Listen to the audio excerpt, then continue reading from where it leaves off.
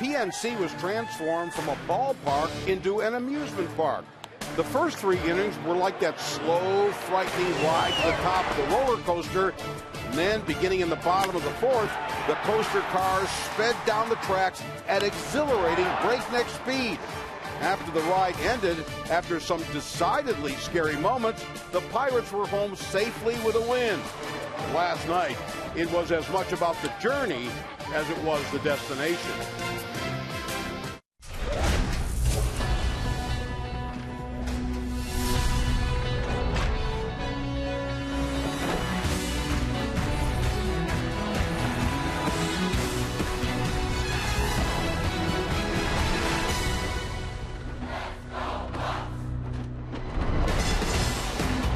Pirates train has pulled into the station, and Garrett Cole looking for his 12th win of the season tonight. The Pirates winning game 1 against the Reds last night. They'll look to get a series victory with a win tonight at PNC Park.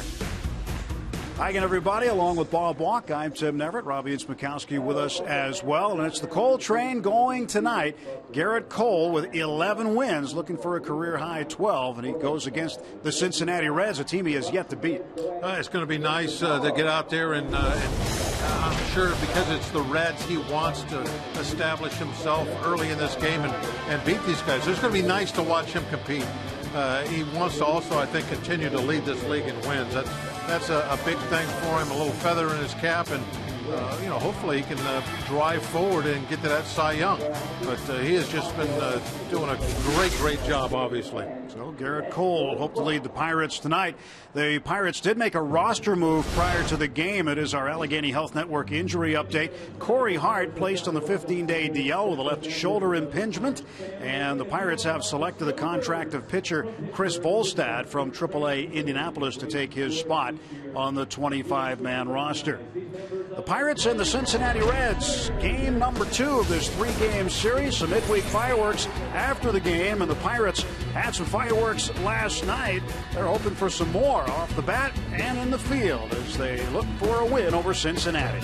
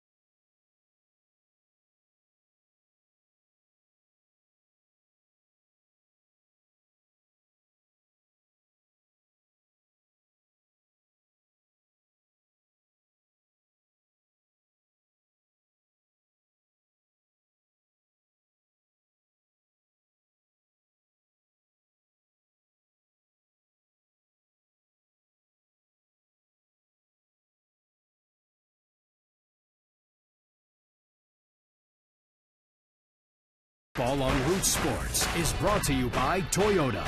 Toyota helps you get the most out of your drive. Just ask a friend who drives one. Toyota, let's go places. By Barrel Automotive, we're driven to be better. And by PNC Bank, for the achiever in you. Let's go Bucks.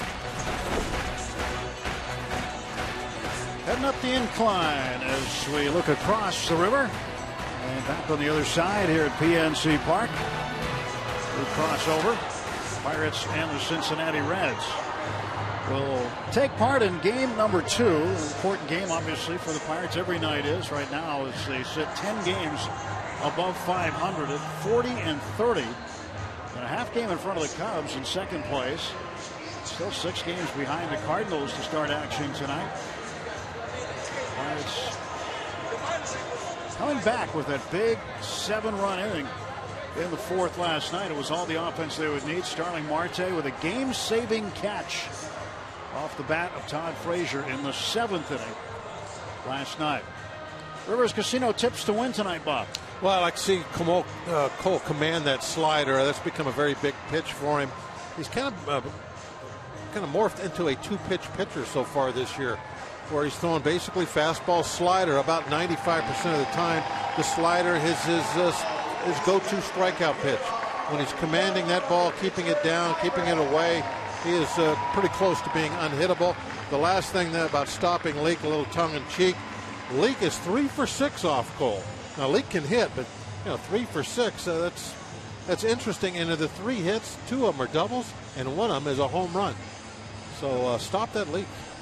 To shut down that number 9 hitter tonight, or in some cases the second leadoff man.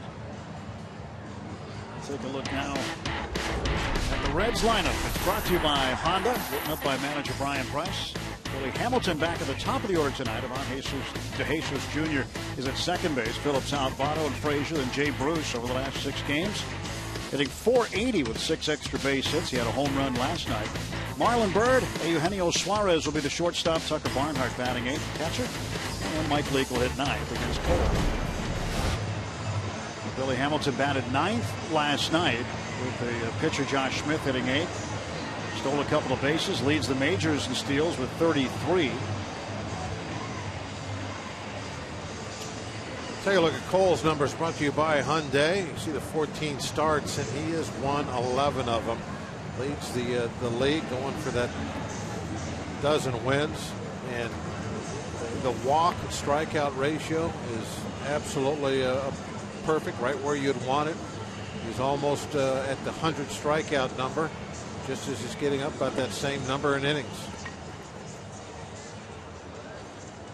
Defensively, behind Cole tonight in the outfield, Starling Marte. There's 2 really great catches, and none better than the one in the 7th. McCutchen in center, Polanco in right, Harrison Mercer, Walker Alvarez around the infield, 3rd to 1st. Chris Stewart back out there doing the catching as he matches up with Garrett Cole tonight. So just about set to get underway. Nice night, good crowd. As there is Chris Stewart. And Hamilton, switch hitter, batting left-handed, facing Cole to start the game. Garrett throws ball 1 to start things off. 226 for Hamilton, and again the switch hitter likes to do that, likes to bunt. This time he bunts it foul for a strike. It's 1-1. Cincinnati wants to get him on base more. They've got to try to find a way for him to do that. His on base percentage not where they want it. For a guy with his speed, he possesses a great weapon with that speed. An on base percentage of .270. You know, one of the things about that on base percentage, though, is it's a hard .270. It's, you've heard that about a batting average. Guy hits like a hard .270 because his base hits are extra bases, that sort of thing. Well, his on base percentage, I think, can be described about that because of the speed you were just talking about. When he does get on, he is very liable to at least get to third base at some point in that inning, if not score. So him getting on at a .270 clip is like maybe some other guys getting on at a little over 300 clip because of what he can do once he gets on. Very valuable. He's 3rd on the team in runs scored with 32. So he gets on over and in. 2 strike pitches up and in. Full count to Hamilton. Like a guy that hits a lot of home runs but strikes out a lot. He's productive in his own way. Payoff pitch from Cole. We get another.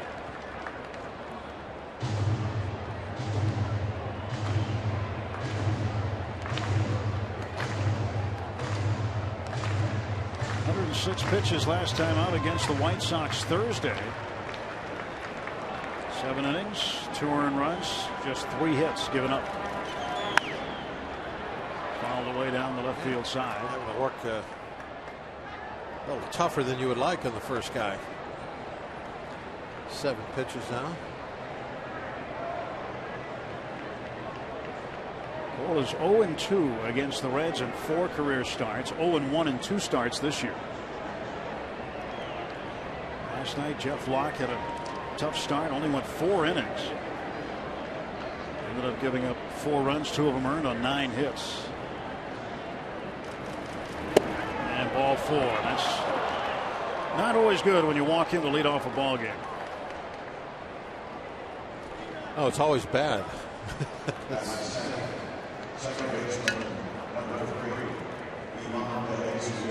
So he will change gloves. He'll put the running gloves on and the little oven mitt he'll wear on his more aerodynamic. Francisco Cervelli had a 3-run homer in last night's game. He was setting this one out. Chris Stewart has been doing a real good job handling Garrett Cole, so Clint Hurdle doesn't want to change a thing. Here's Ivan De Jesus. Go to first base. Hamilton gets back. Hamilton constantly inching off a little bit at a time, a little bit at a time. One of those guys you want to hold the ball for a while, try to get him flat-footed. He's got busy feet. See him moving them. A little bit more, a little bit more, a little bit more. There you go. That's what you want to do. Hold that ball.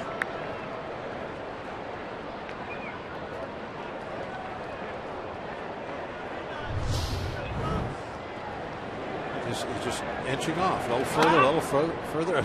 If you could hold it long enough, he might get off there so far you'd never be able to get back. What's going to happen though is that hitter's going to call time.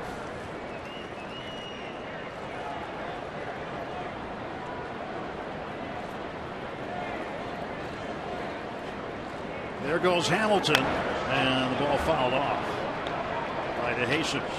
I'm amazed at how much these Cincinnati Red hitters swing the bat when he's running. Happened last night. It did happen last night, especially on the first pitch. Let the guy get I almost thought base. Last night it could have possibly have been a hit and run, although it's kind of odd situation to hit and run in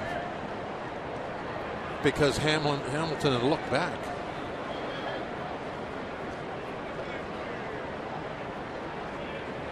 But the ball was way in on Phillips' hands. Remember that pitch? Yes. It was about a foot inside. Yeah, and he swung at it, barely fought it off his thumbs.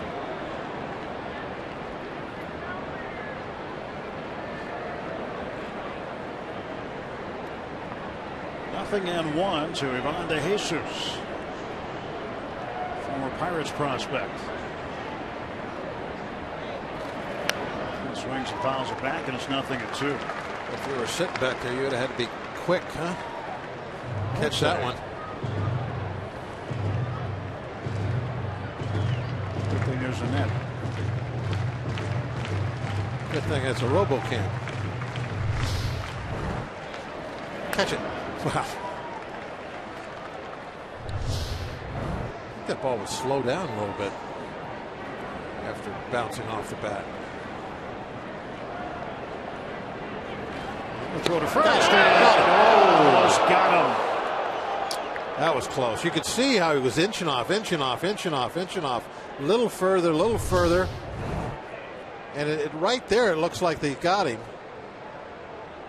But the hand got in there. Very close. Boy, that was close.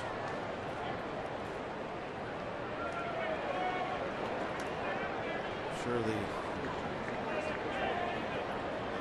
Pirates will maybe try to take another shot at him here. Nobody out, nothing into the count. Jesus steps out. Stewart gets time. Looks over at the bench, gets the signs for the running game. See what they're going to do. Throw over or pitch.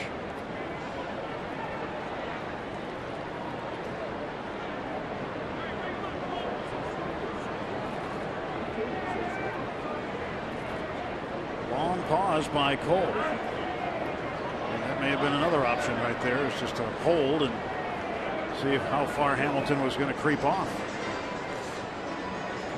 Because Stewart is going out there on this 0-2 count, I don't think that was the sign. There is a sign to just hold the ball. But with Stewart calling time and running out there, I don't think that's, at least in Stewart's mind, that's not what he gave him. I want to make sure that the signs are understood by everybody. The Stewart gets a sign from the bench on what they want Cole to do.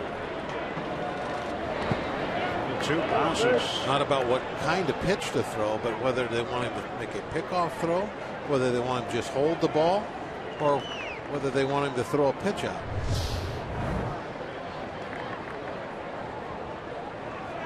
See that curveball right into the ground. Bolo has really cut way back on the number of curveballs he throws this season compared to last year. Ball and 2 strikes to De Jesus. Hamilton still creeping, but able to get back standing.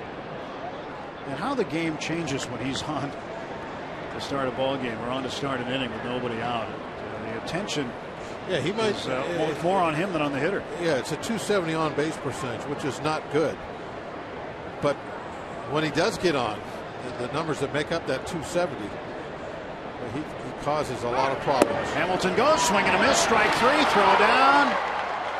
And safe is Hamilton with his major league leading 34th stolen base. Jesus down on strikes, and there's 1 out. Just after the events of last night, Clint Hurdle wants to make sure all those plays at second base are looked at least up in the clubhouse.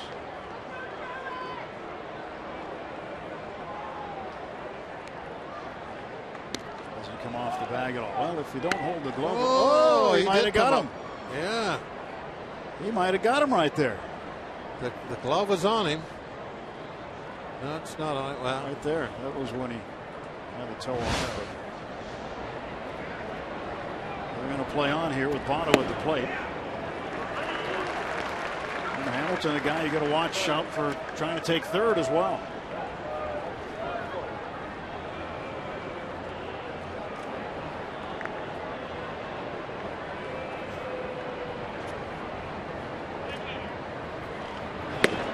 Takes up high. 1 ball and 1 strike to the first baseman for the Reds.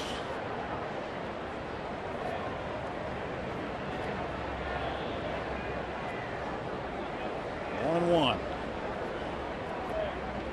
Otto comes in hitting an even 300. And there goes Hamilton for third base. Stewart's throw down. Safe as Hamilton. Now that one, I think they definitely had a shot at him.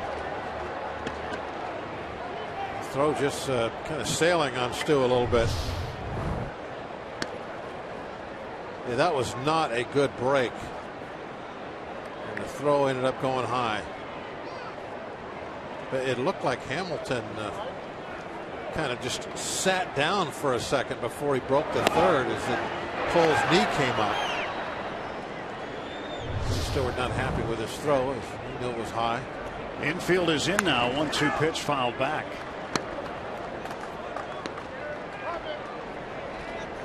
99-mile-an-hour fastball from Cole, so he's cracking it up early against Joey Votto. He wants to save this run.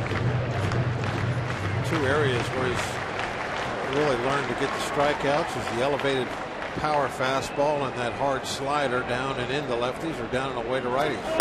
2 fouled off.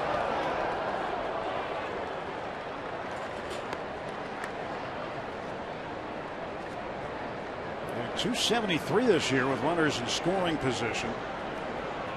One man out, top of the first inning. Hamilton, a walk, and 2 stolen bases. He's at third.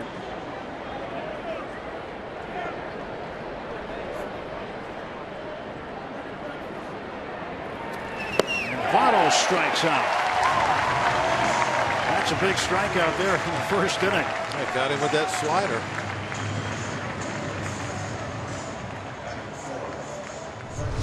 Well, the infield can move back.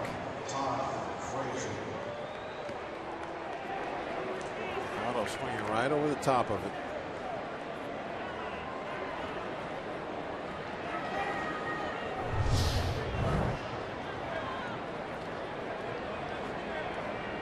Votto 6 out of 16 with runners in scoring position, less than 2 outs. So 38% of the time he'll get a guy home. Major league average about 50%.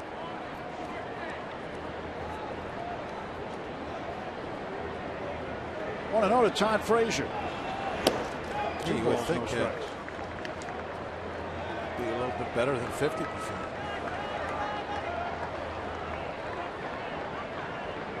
Starling Marte robbed Frazier last night in the 7th inning with Hamilton at third base and 2 outs. Same situation we have here. There's a ground ball that almost hits Hamilton in foul ground. 2-1. Frazier broke his bat.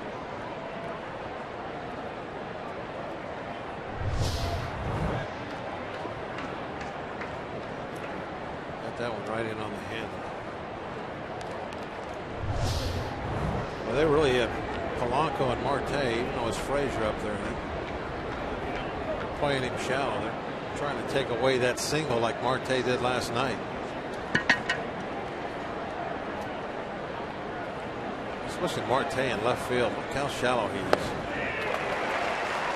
2-2.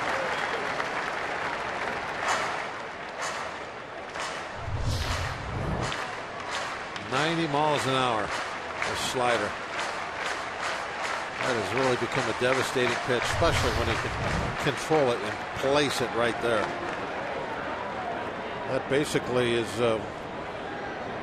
one of Scherzer's big weapons, that hard slider. We saw enough of those. Hook to right field, and that's going to get down for a hit. And Hamilton will score, and easily into second base is Frazier.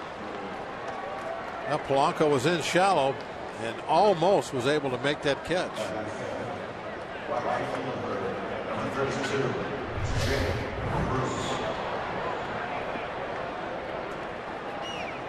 A great slider and just barely got a piece of it.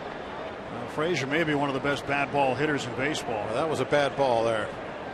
How close did this ball get to be? Not about 6 inches.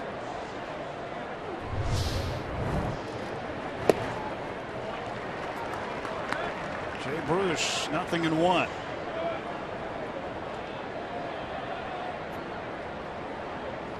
That'll be ruled a double. 21st double. Frazier continues to rack up the extra base hits. Quite a player. Especially it seems like against us. He's on pace for about 104 extra base hits this year. And a swing and a miss.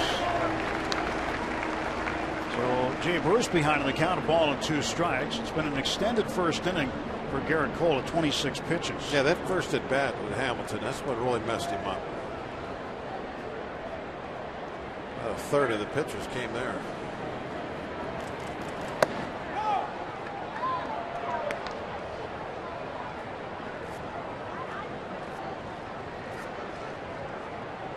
Numbers a year ago today. And ahead of the pace is Jay Bruce. A tough year a year ago. Yeah, really horrible year by his standards. Frazier off of second base. 2 balls and 2 strikes. The pitch. Fills it up 3-2. Yeah, really, by the standards he set early in his career, this year is not all that great for him. And this pitch looks like it's right there. Yep.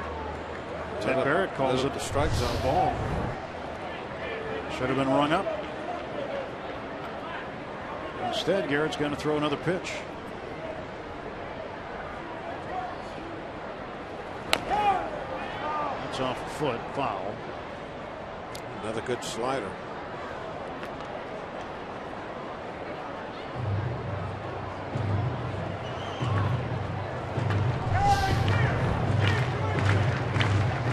Ouch.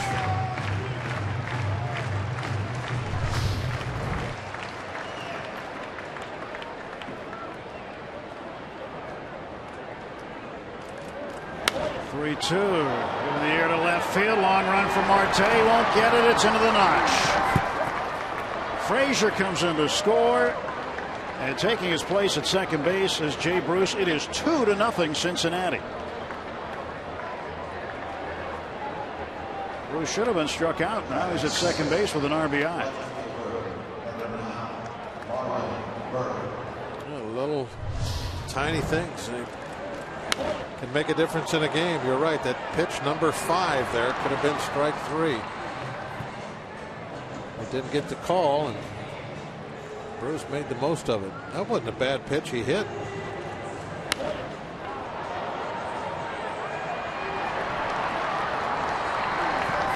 All the way into the deep corner. Well, this season for Garrett Cole, he'd allowed 6 first-inning runs. Only 3 of those 6 earned. And now 2 already tonight before the Pirates can get their 3rd out. A 30-pitch inning, and still Cole unable to get the 3rd out. He'll have to face Marlon Byrd. This all started off with a leadoff walk to Billy Hamilton. And Byrd in the air to center field and deep, going back. McCutcheon. He looks up. It is gone. A home run.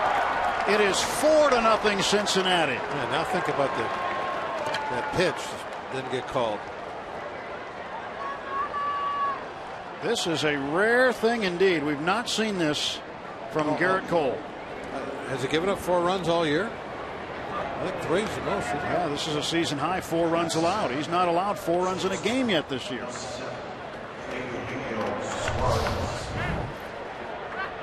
The only 2 games when he allowed 3 runs were against Cincinnati.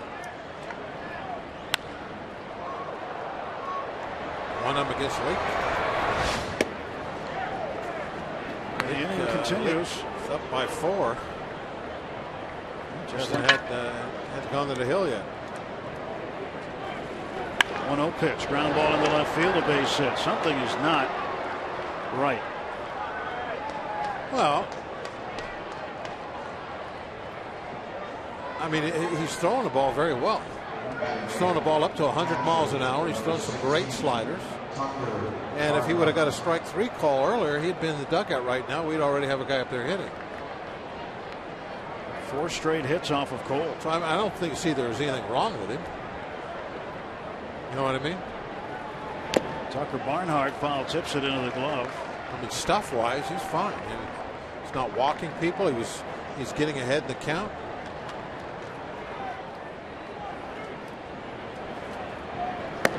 Think of that Frazier base hit. He just, I hate to say it, but he's got a couple of bad breaks this inning. It's not gone his way.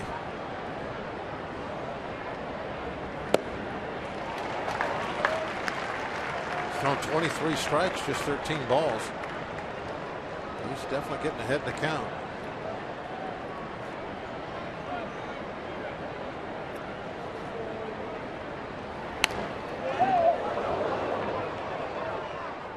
Stays 1-2 to Barnhart, the 8th man to come to the plate in the top of the 1st.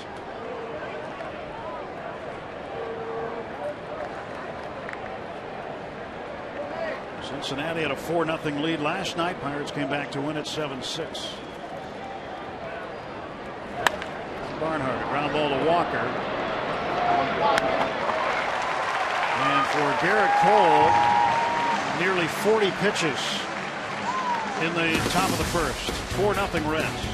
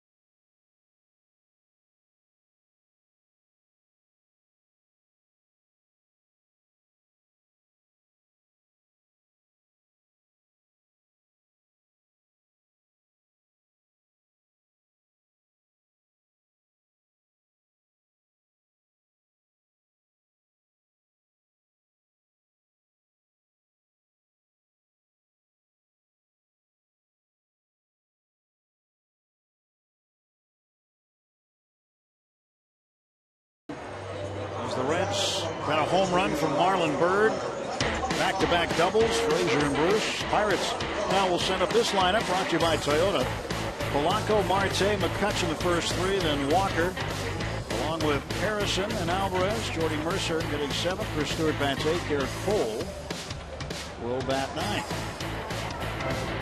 Facing the right-hander Mike Leake.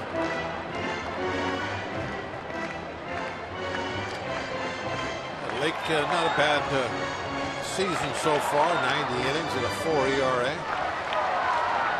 55 strikeouts. He's not a big strikeout guy. He likes to pitch to some contact.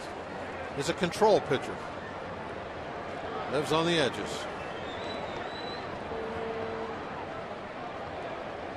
He's a 7-2-4 guy. Be the area code. Out on the edge. Yep. Here's Polanco, 243 batter, starting things off, and he takes ball 1 from Leake. So the Pirates know where they have to get. They've got to start chipping away at this early lead. Jeff Locke and Charlie Morton both know about that. They've had that happen to them. Back-to-back starts. Locke last night, and then Sunday, Charlie 9 runs given up in the first against Washington. That pitch in the dirt called a strike, and this one pulled foul. So far, we've seen some interesting work behind the plate tonight. If Leake gets the borderline pitches, that's what he needs. It's when he's really good is when he's getting those calls. I'd like him not to get them so that he has to come into the heart of the strike zone.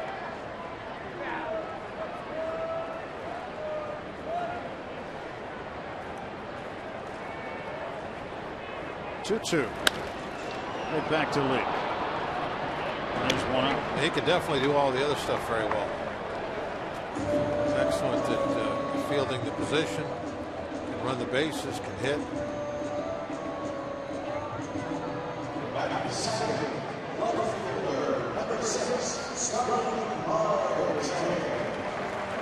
Starling Marte, first plate appearance tonight.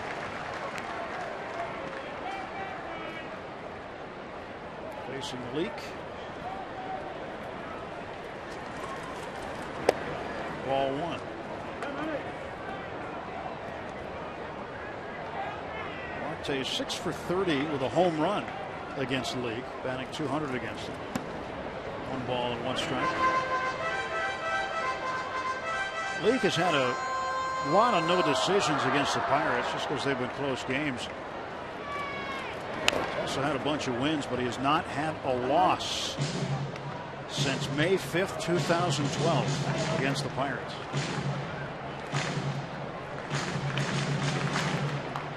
Josh George Smith made his major league debut last night. He lasted 3+ innings, gave up 4 earned runs. Marte pokes it to right field. Bruce had a good jump on it. Got too much of it. He hit it like Frazier hit his.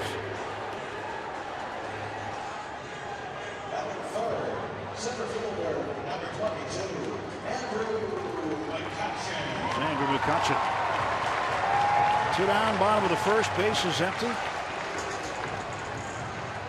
McCutcheon with 9 home runs, and his 9th about as impressive as all of them last night in the 4th inning. A 2-run shot with 2 outs, got Marte home.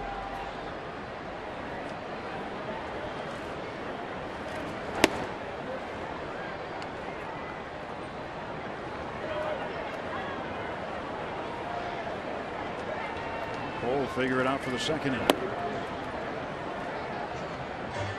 Knowing Cole, he'll be okay with this. I mean, he hates it. Can't describe how much he hates being down by 4, but he is a long ways from ever throwing in the towel because of a bad early inning. He will fight as hard as he can for as long as he's out there. 2-1 pitch, and this one is hit well to center field, but Hamilton will have room. He backs up, makes the catch right in front of the warning track, and the Pirates gone in order in the bottom half of the 1st.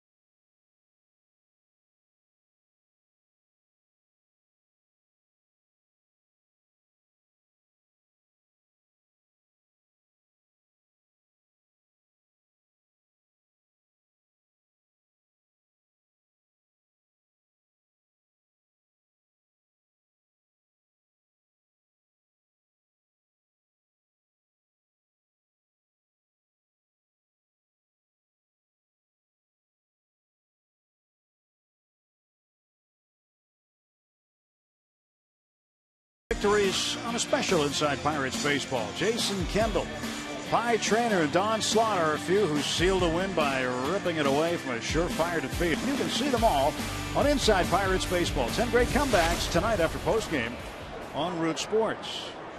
Maybe tonight will be in the next edition. Cervelli, a big part of a comeback win last night with a 3-run homer in the 4th. And Garrett Cole facing his mound opponent, Mike Leake. Now, the 38 pitches that Cole threw in the top of the 1st, the most pitches he's ever thrown in any inning since he's been in the major leagues. Prior to that, it was against the Cubs on September 24th, 2013. He threw 34 innings. Strikeout of 2-3 the putout. 3rd strikeout for Cole. I would imagine that Cole will get on a little bit of a roll because of the fact that it's just so good. And we'll be able to string up some zeros and certainly give the Pirates every opportunity to get back in this ball game, just like they did last night. And Billy Hamilton back up again with nobody on base. Corner infielders are in.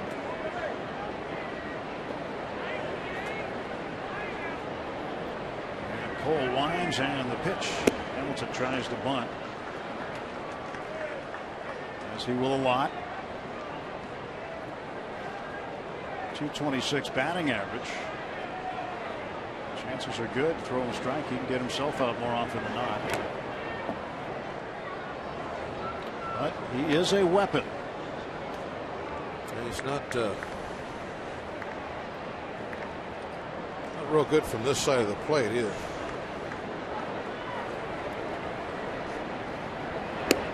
There's a strike. In fact, talking to some folks from the Reds the other day, yesterday, they said that there is a little chatter in the organization that they might ask Billy to give up switch hitting. And he hits this one deep to right field. Polanco with room. And he'll make the catch on the track for the out.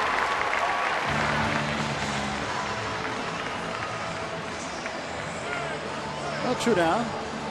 That's why you go after him. I mean, even if he gets the ball really well, it's probably going to be a fly out. Make him hit his way on, as you said, even if it's, hey, down the middle. Here it is. Ivan De Jesus Jr. De Jesus, if the name sounds familiar to you, he was with the Pirates organization for a bit. Now, he was involved in the Mark Melancon trade with Joel Hanrahan when the Red Sox sent De Jesus and Melancon to the Pirates. Hanrahan went the other way. Jerry Sands, Stormy Pimentel also part of that trade. Melancon has stuck. He's been the one to stick in Pittsburgh. And leads the major leagues in saves currently. That guy's a little happy right now. That's stunned. What it's all about, isn't it?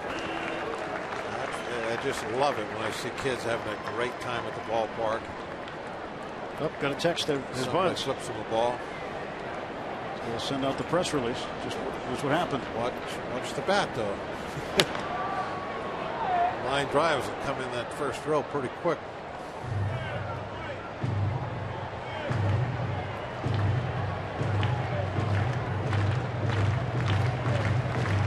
I don't want to show you.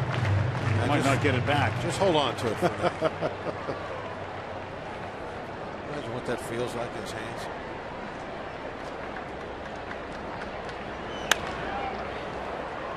And De Jesus, a base hit to right field. 2-out single, 5th hit for the Reds.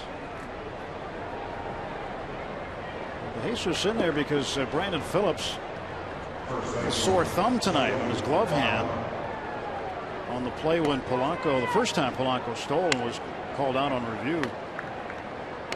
Polanco and the baseball got there at the same time. Phillips held his glove back so he could catch it and tag him at the same time and jammed his thumb some.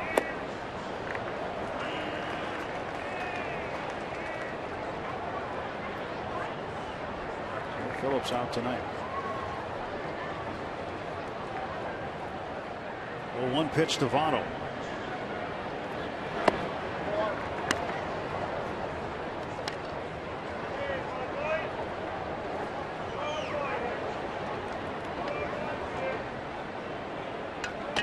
Shift on Votto. J-Hay playing in the middle of the infield. And this one is downstairs. Votto bunted for a base hit in the first inning with a man aboard and nobody out in last night's game. Now a man aboard and 2 down. He's got that whole side of the infield to himself. 2 outs. He won't be bunting now. Try and knock that runner in from first with extra base hit.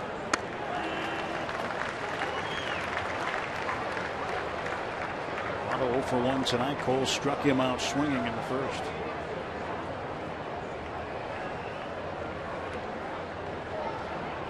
Pitches 1 and 4 were both called strikes. It's a 2-2 count, but 4 pitches been outside the zone. And the ground ball to Mercer.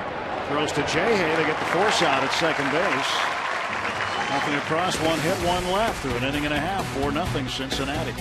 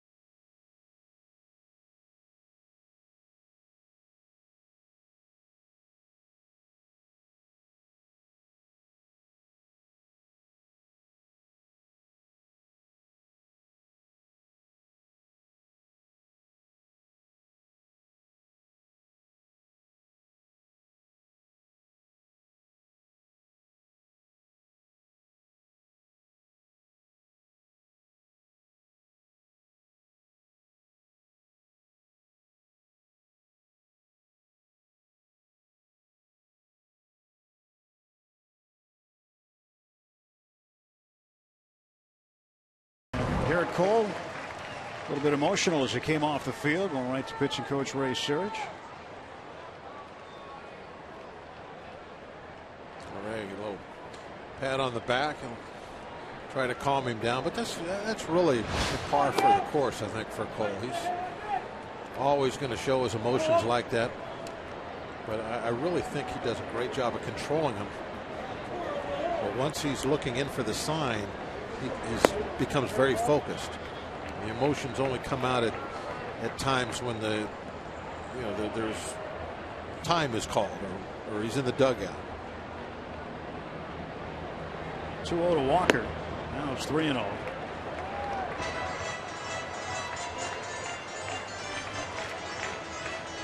Hawks looking for a base runner to start things off here in the second inning. League's 3-0. That's ball. No, that's strike one. Might have been ball four.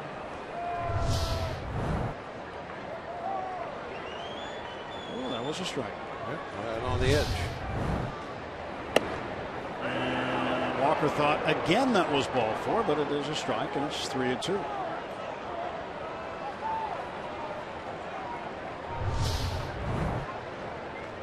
Did it catch the edge? No. No, but boy, that was close.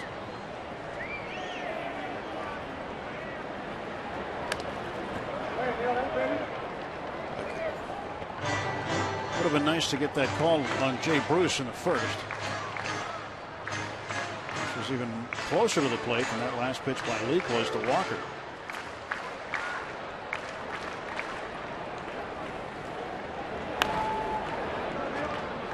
It looks like Leake's getting some good cut action on those last two pitches, and the velocity is at 92. So if he's actually cutting that baseball, he's not losing anything, because 92, he's not going to throw much harder than that. The cut action I'm talking about, it looks like the ball kind of moves in toward Walker, just an inch or so, right at the end of its flight. Walker hits this one well to right center field. This one's going to go off the top of the wall from the warning track. And Walker is in with a leadoff double.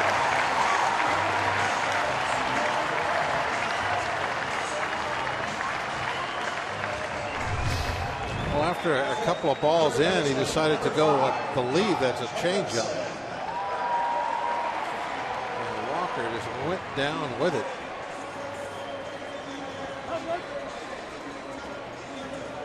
Pretty good job of hitting there after those fastballs in, to be able to go down and away and hook that changeup off the fence.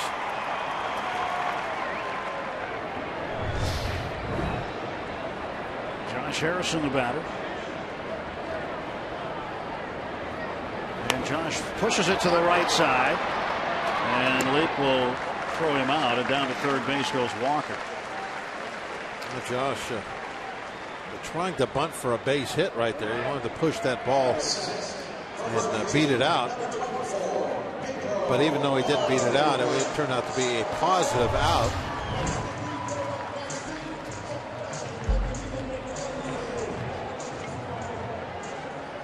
Votto was way off the base. If he could push that and get Votto to come and get the ball, then he might have a shot at beating Leake to the bag, although Leake is a tough pitcher to try that on because he is so fast himself. Pedro has faced Leake a bunch. He's 10 for 42 against him. Josh moves a man over to third. And a 1-0 coming to Alvarez. We'll get a run in. Well, the Pirates are on the board. Pedro Alvarez, the ground ball out and an RBI. His 30th run batted in. It's now 4-1.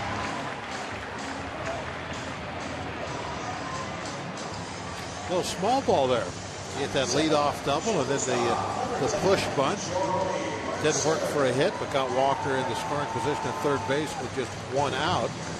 And with a 4-run lead, they're going to play the infield back. So now you just got to get the ball on the ground somewhere, and you're on the board. Base is empty, 2 down. It's Jordy still Mercer the hitter. early enough in the ball game where you could play for 1 run.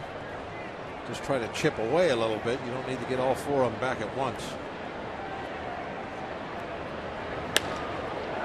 Marshall to center field, had Hamilton turned around. Pirates get a run on a hit. Nobody left. After 2 full, it's the Reds 4, Bucks 1.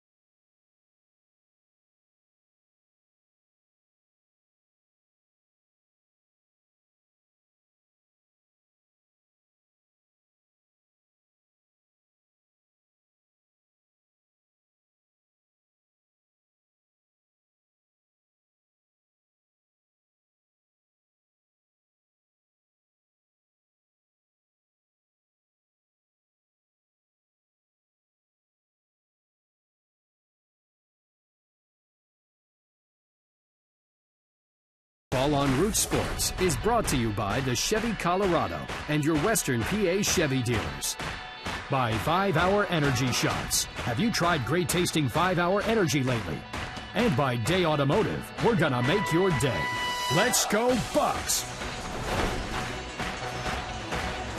UPMC scoreboard, 4-1 Reds. We go to the top of the 3rd inning.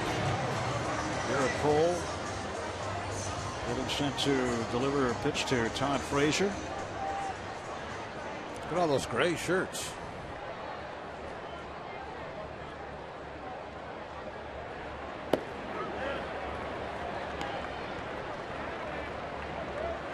I guess you could say that the stands is kind of a gray area out there, isn't it? Gray and yellow, gray and yellow.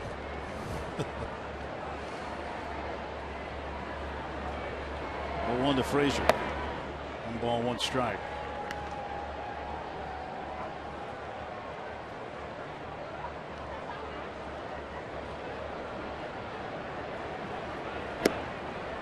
He takes a strike. Frazier will be an ambassador for the All-Star game in Cincinnati. Be a player ambassador. Climbing up the balloting too, by the way.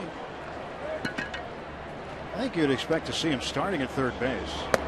Just look at his numbers, first of all, regardless of where the game is being played. Cole gets him this time. Strikeout number 4 for Garrett. After they beat him by hitting that great slider down the way, this time he decides to go up for the strikeout. Elevates the fastball. Shoulder high, gets the chase and a miss.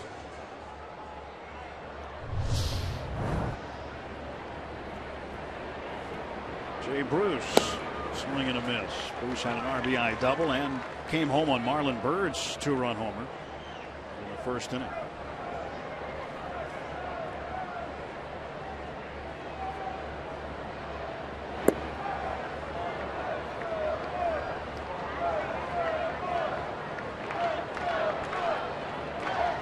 Frazier 1 for 2.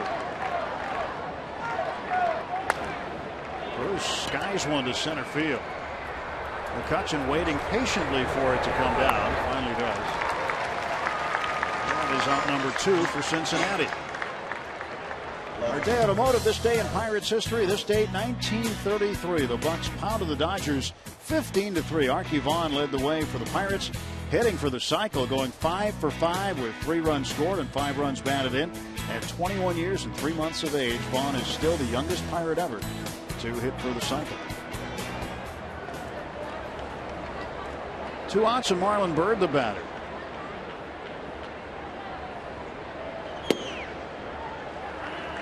Pirates collectively hit for the cycle in the 4th inning last night. And they had 6 different ways they reached base: a walk, an error, single, double, triple, home run. 2 home runs actually. 0-2 to Bird. The error played awfully big in last night's game. There's an error on the shortstop, Suarez. That should have ended the inning. What was it? 3 more runs came home after that, right? Marte hit the ball. And Polanco came in on the error, and then there was a 2-run home run by McCutchen after that, scoring Marte. So 3 runs as a result of the error by Suarez last night.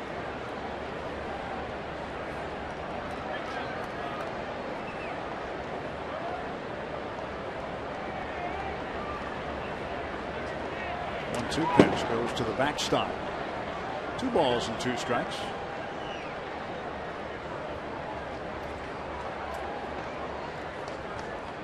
Garrett Cole has 15 wins since last September 7th. And since that date, he's got more wins than anybody in baseball.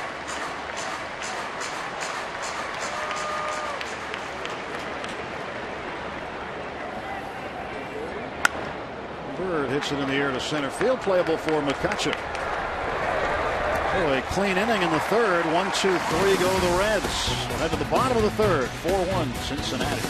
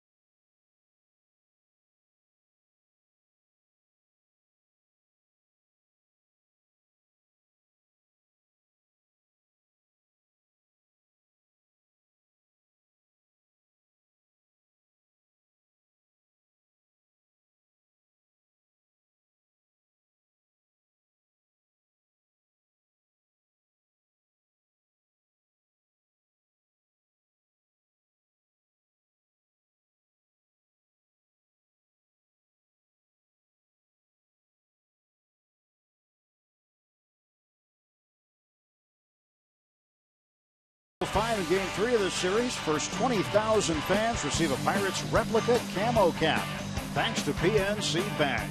Get your tickets at pirates.com. You get the replica Pirates camo cap tomorrow night. He's got the real thing on his head right now. 3-run deficit right now, bottom of the third inning. It's one of the versions the Pirates have worn this year. 0-1 the count to Stewart. Chris. That's a foul ball for strike 2.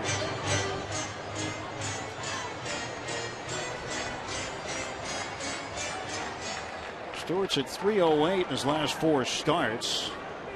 The games that he starts, the Pirates are 12-3. So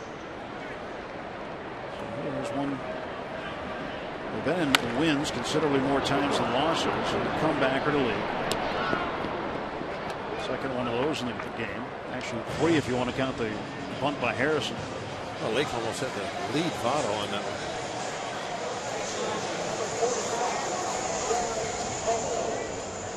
one. Busy out on the concourse. Ah, the good food.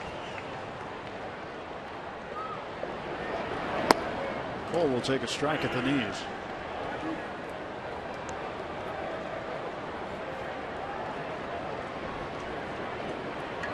Well, 1 pitch. 1 ball, 1 strike to Garrett. Garrett didn't get to hit in his last start against the White Sox. DH was in play in Chicago. don't know if he liked that too much. I doubt if he did.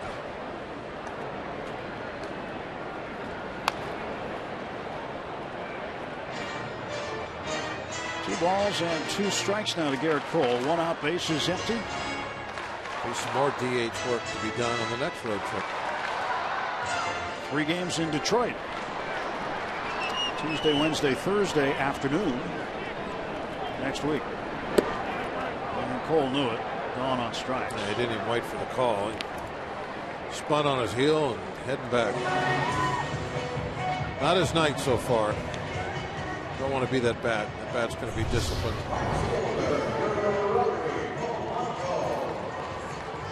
Yeah, the bat's going to be taught a lesson.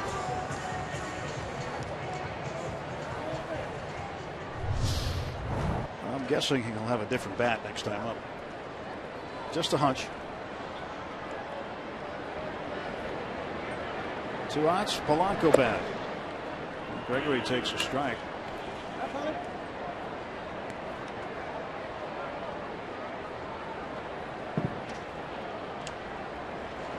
Gregory hasn't homered in a little while, since the 31st of May in San Diego.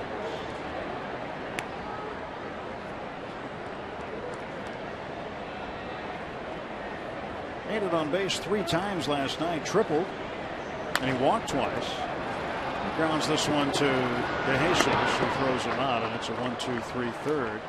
Pirates finished through 3 innings. It's a 4-1 Cincinnati lead.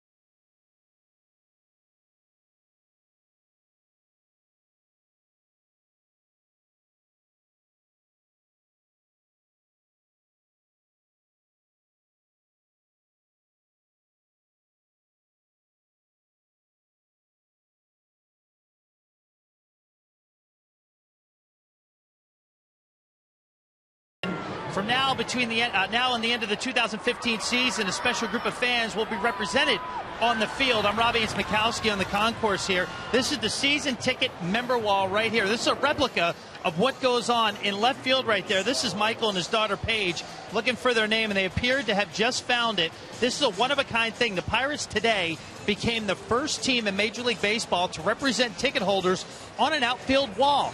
The replica can be found between sections 130 and 131 on the main concourse. So when you get here, if you're a season ticket holder, make sure you come by and check it out. Chief Sales and Marketing Officer Drew Cloud said this is a unique way to represent the pride and passion of the Pittsburgh Pirate fans, Tim and Bob. So it's a cool thing every single day. Starling Marte, check out a few names looking just like this one, such as Michael right here. Where's that name again, Paige? There it is. Michael Mariano right there. Michael and Paige. Check out their names right here and on the wall in left field. There's nothing like this at all in sports. It's the first of its kind. As the Bucks setting a trend, of course, really recognizing their season ticket members. They can take the field when the Pirates take the field. They're right there, all the names.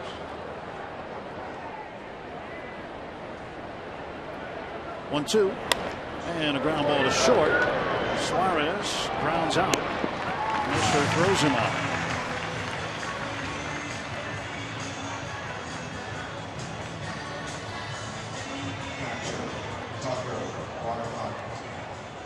A lot of names. And there's room for more names at the bottom. You want to get your name on the wall, you can do that. Be a season ticket member. Yeah, I'd like to make that sign twice that big. That'd be nice. Whoa, that almost took the head of Cole right off as Tucker Barnhart, the catcher, drills one into center field for a 1-out single.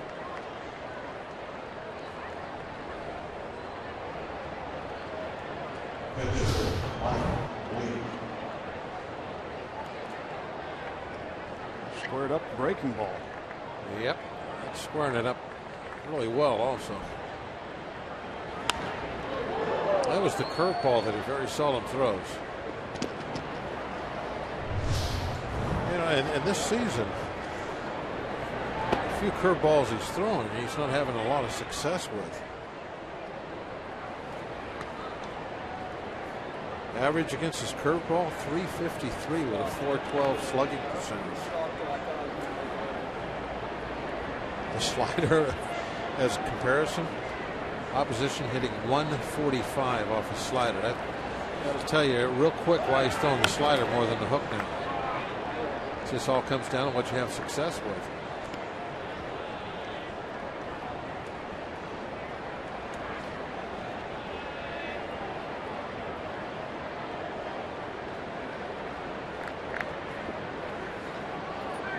One the count to Mike Leake. Leake struck out in the second, 0 for 1.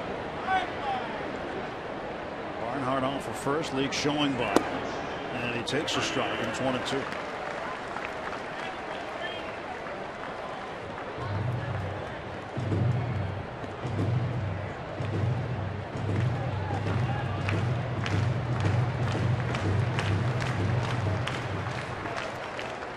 Cole's got the sign he wants, and the 1-2 to Leake.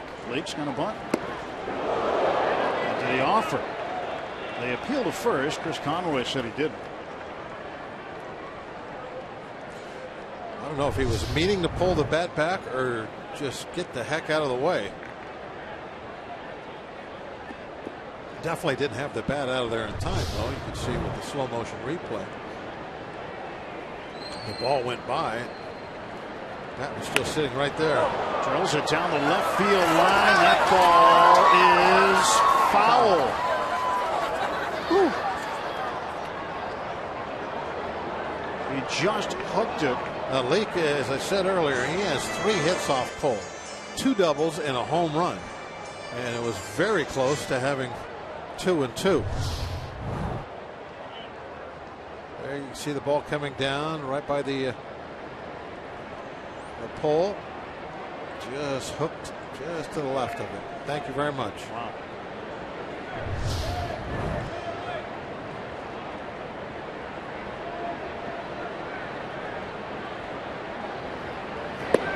He takes strike 3 this time. Out on strikes twice now is Leake. 2 men out for the Reds. A fastball right down the middle. Merrill Automotive League leaders stat. Leaders in the National League in fastball usage. Bartolo Colon leads the list. Garrett Cole 5th, 68.8% of the time. Lastly, Mike Foltynewicz and Michael Lorenzen of the Reds on that list as well. Pretty steady from last year. Last year he was 67% fastballs.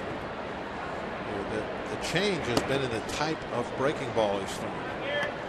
So all these sliders he's throwing now, he's got those pitches from the curveball back.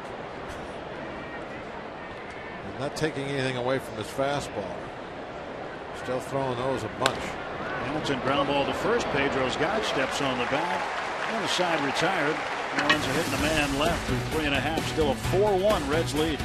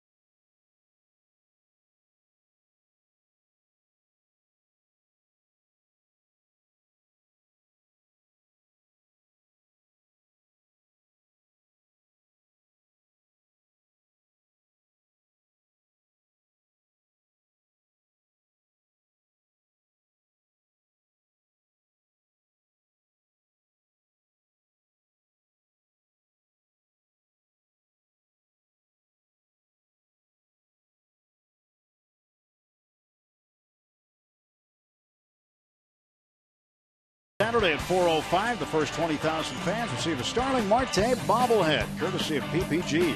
Festivities start on Federal Street with a Saturday block party with live entertainment, food, and games. Plus, every fan's a winner on an Eat, Park, Scratch, and Win Saturday. For tickets, go to Pirates.com. There's a Jolly Roger on that Steve deck out there. It might be. It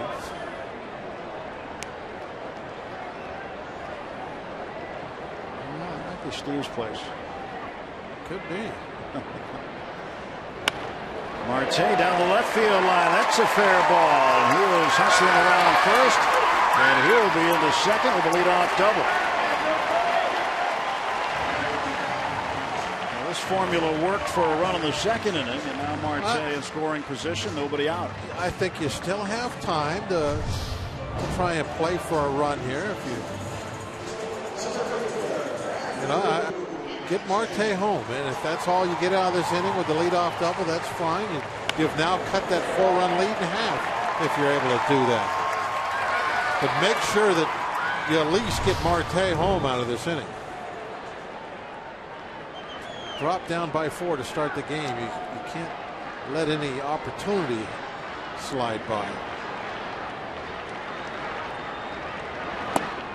McCutchen will take a strike. That was the 39th pitch for Mike Leake. And the 39th pitch was a little paint.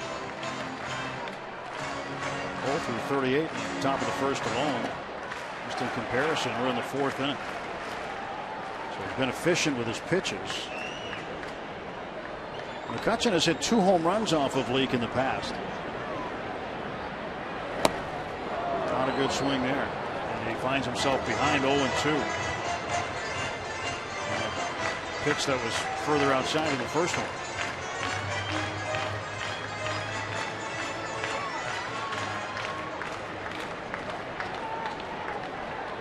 Marte, a leadoff double, his 14th two-base hit.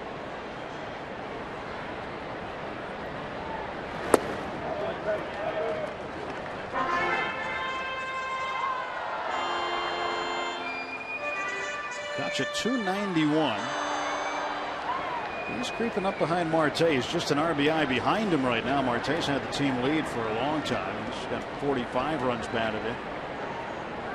McCutchen at 44.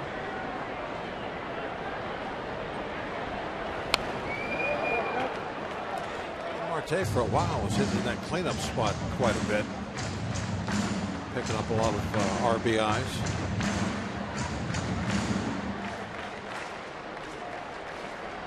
Hitting second tonight, trying to be more of a table setter than the guy that comes in and cleans away the dishes. We've seen him hit 5th. Seen him hitting a few different spots in the batting order. If they're table setters and the cleanup hitter cleans everything away, they're not really ducks on the pond. They're like plates on the table. So there's a plate on second base. There's a plate on the table.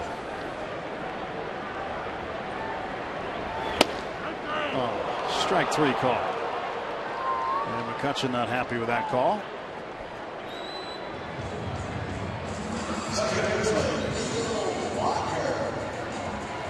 Ted Barrett has just another been pitch. very consistent tonight.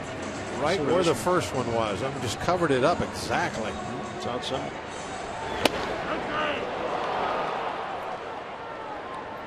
Three pitches off the plate, 3 strikes. McCutchen 0 for 2.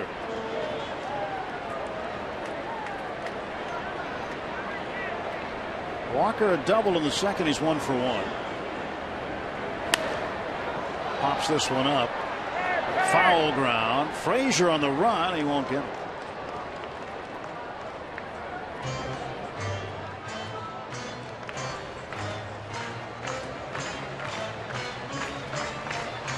Marte trying to get the attention of the pitcher Mike Leake here. Well, I think probably what he's trying to do is trying to time him because he wants to get to third base with 1 out. Wasn't able to get over there with Koch up. Now he wants to try and steal it. So he's hoping to get a little bit of a timing thing with Leake. But as long as you kind of vary your looks back there, look once, twice, a couple of times, then maybe don't look at all one time. That makes it tough on a base runner. But you don't want to get into a habit of just turning your head, looking back there for 1,001, and then going home. Sometimes when you really don't think anybody's going to run, you start doing that. So then as soon as the hitter sees you just start to move your head away, he knows, okay, he's going home, so he takes off early. That's why you want to vary your looks. Every now and then look back a second time, and they can't do that. He's jumping off again. He's wanting to run. This ball is slicing toward the seats and will make it in there. Marlon Byrd running out of room. 2 strikes on Walker, 1-2 the count now.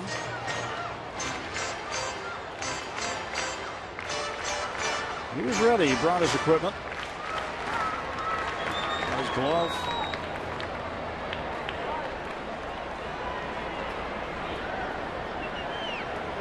A nice crowd on this Wednesday evening. Some fireworks after the game tonight. Midweek fireworks show.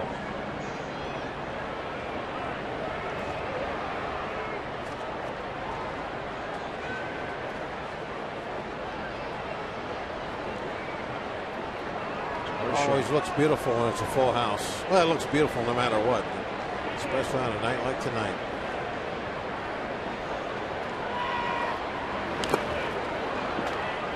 Shortstop Suarez broke for second base as Marte got into his secondary lead, and then Leake, instead of spinning and going to second, went home, and now Barnhart out to talk to Leake.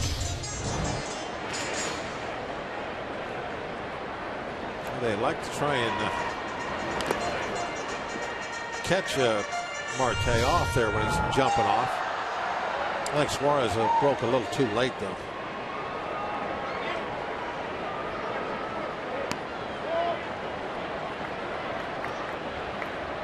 A variety of different kind of pickoffs you can have out there.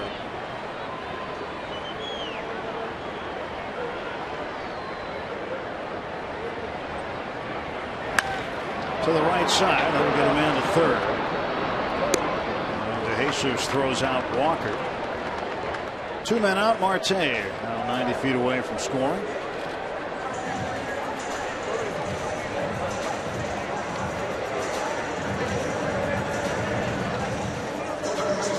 Coming to the plate right now is Josh Harrison. Harrison tried to sacrifice and did it successfully in the second inning.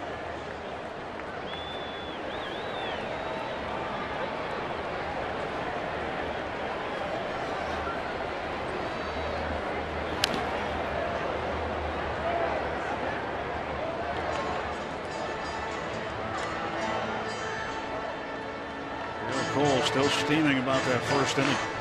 Gave up 4 runs on 4 hits. Andrew McCutchen not pleased. Saw 3 pitches outside. And they ended up striking out looking. Big breaking ball there. A little outside. Yeah, those ones that Kutch took were right on the very edge. And a chase there for strike 3. So the Pirates will leave a runner out at third base. A couple of strikeouts for Leake in the inning. 4-1 through 4 innings.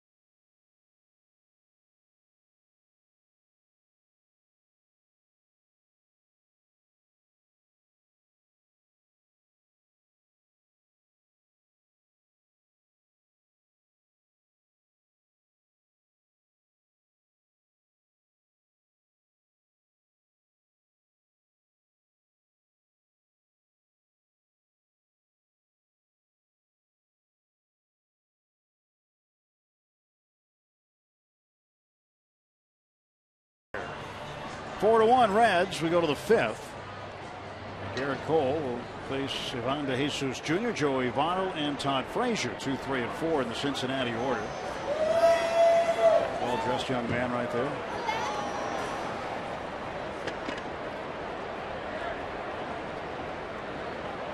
Cole looking for a quick inning.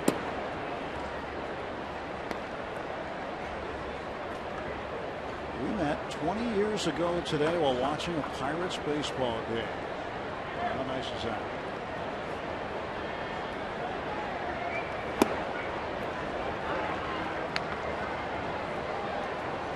Years later, they're still here watching the Pirates.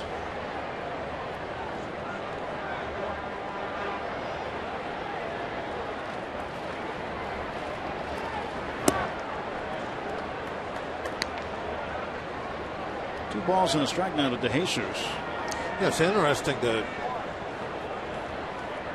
watch where these guys are standing in the box tonight. Look where De Jesus is almost striding with his front foot to the front edge of the home plate. You see most guys that back foot will be back on the back line. He's got about 16 inches in front of that line. And watch where his front foot ends up. Almost all the way to the front of the box. And I have been alerted to the fact that he's not the only one that's doing that tonight. And really the guy that really stands out so far has been the guy on deck, Votto. And I'm wondering if maybe they're trying to catch that slider before it breaks much.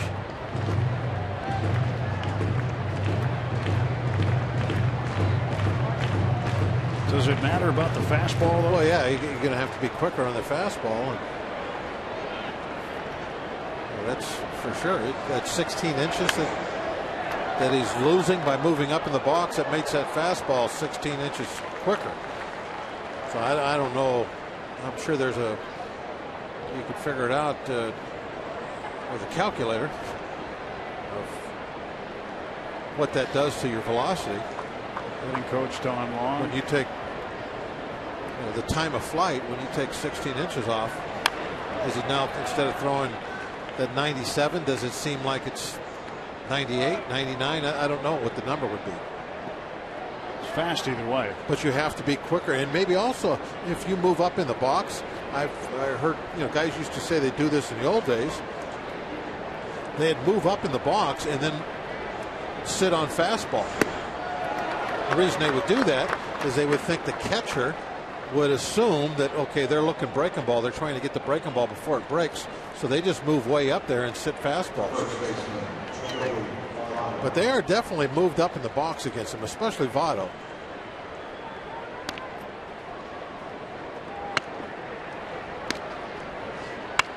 Votto's 0 for 2. Bucks hoping to pick up. Well, now how about this? Right here. Votto has moved way back now. After a runner to Jesus, Stewart's throw down, and plenty of time to get him. Out easy.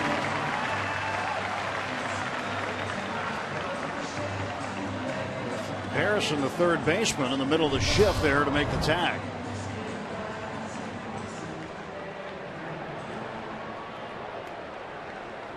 That throw was even a little high, up head high, and still got him with no problem. But Votto, his first couple of times up, he was right on the front edge. Now he's way in the back.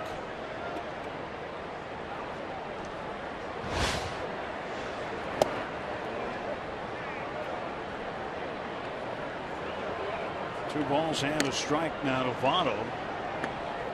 Just to get rid of that chalk line there so we can get even more in the back of it. Yeah, I mean, he was back foot was way up there early on. He's out of it right now, it looks like.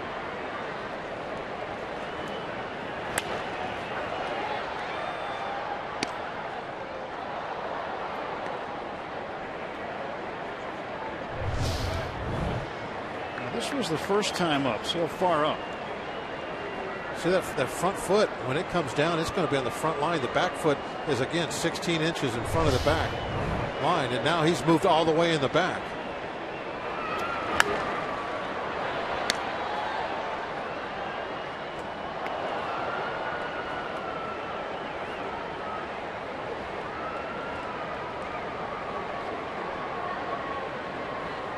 He's putting that back foot right on that line. Earlier in the game, his back foot was right about there. That's how he has changed. I think he was trying to make an adjustment against Cole, and it had to be something to do with that slider, trying to catch it before it went down out of the strike zone. And now he's decided to heck with it. He's moved back to where he was.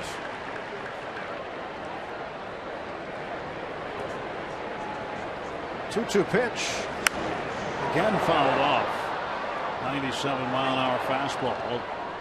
Garrett Cole and Joey Votto having a battle.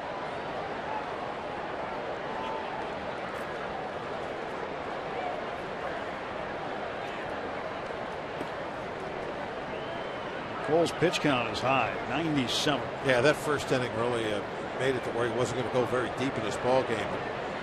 It's looking more and more like a 5-inning start for Cole. And he will be at 100 pitches before this inning is over. Jared Hughes on the left and Chris Volstad warming up on the right. And Votto walks.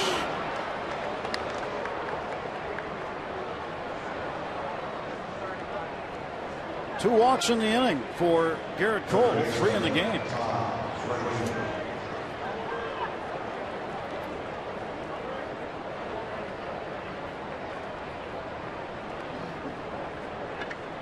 Ray keeping his charts.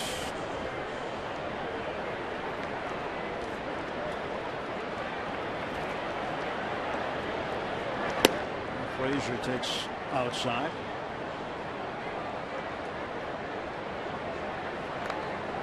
For 2 tonight. Frazier with an RBI base hit in the first inning. He also scored a run. Jay Bruce knocked him in with a double.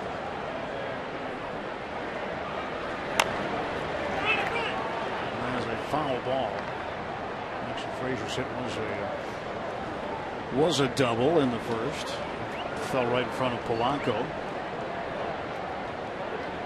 Gregory made a good attempt for it. Got a glove on it, but couldn't make the catch.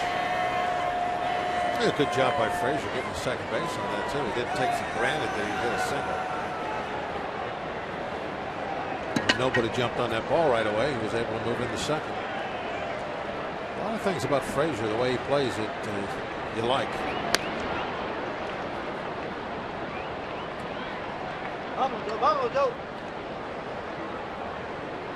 One out in the Reds' half of the 5th.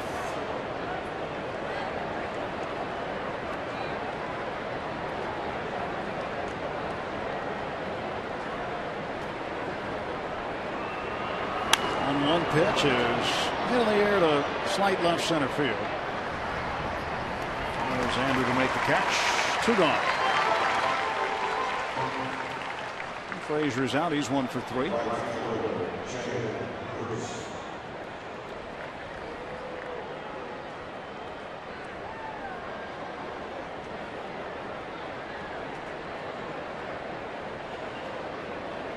Jay Bruce. RBI double and a fly out to center field. He's 1 for 2 tonight.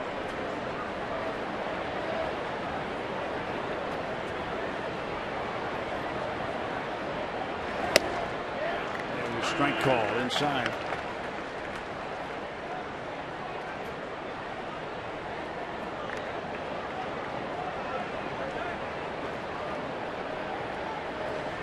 This will be the 104th pitch for Cole. And Bruce smacks it towards short. It's off the glove of Mercer out into center field. And now 2 men on. And 2 out. Like the play Jordy might have gotten to, but ball didn't cooperate with him. The real heads up play by Jay. Watch him. He's going to the bag and then realizes that he's got to get to third and really busts it over there to receive the throw from Mercer. Votto saw that he was going to be in a foot race that he was going to lose, so he was able to throw on the brakes. Bruce will get credit for a base hit. A lot of different scenarios come up when they're in that little shifts about who goes where, depending on the number of outs, where the ball is hit. Bird fouls this one off. Looks like that now they've got a pretty good handle on that also. You know, even earlier this year, and especially at last season, you would see a little confusion on who goes where, and there were a few times where there was nobody covering third on similar type plays. But that doesn't happen anymore. Cole's pitch, and Bird lines it to right field, a base hit. Runner coming around third. Polanco's throw, not in time. And Joey Votto scores to make it 5-1. Yeah, that really hurts, that extra run at this point of the ball game. It's just what the Reds want to do. They want to add on. They don't want to try and sit on that lead the whole time. 106 pitches now, and that's probably going to do it.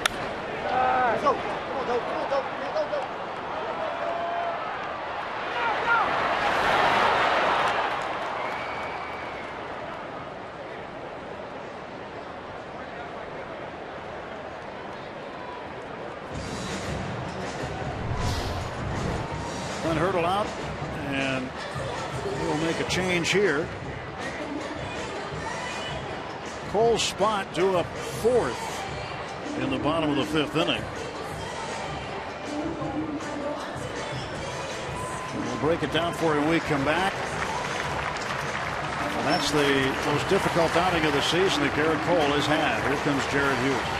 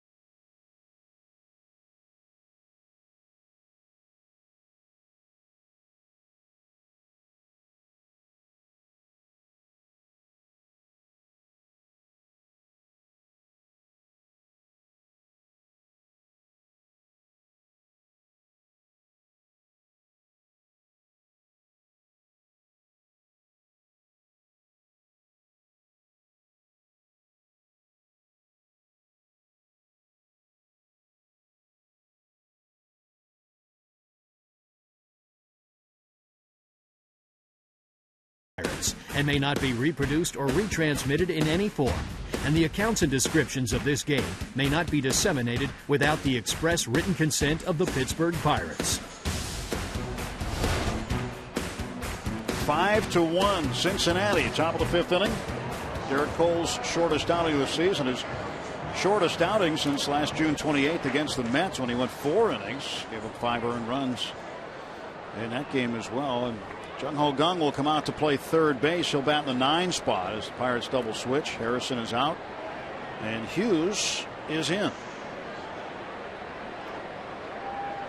Facing Suarez with 2 outs and runners at the corners. This is where we've seen Jared be real good over the years, coming into these situations with runners on base. Last night's game, he came in at the final out of an inning.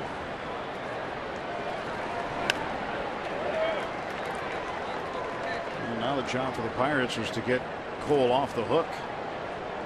The Reds, for whatever reason, seem to have Cole's number.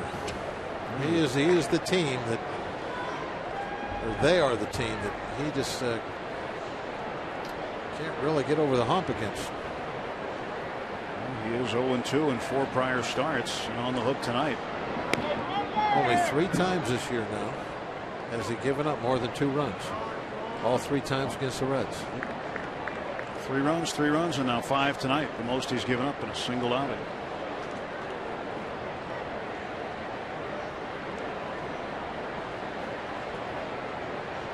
1-1 to Suarez. And Leake has been his mound opponent in each one of those 3 games this year, coincidentally. A real tough play for Stewart there. Snap hook the fastball out there. Quickly react to it and go get it.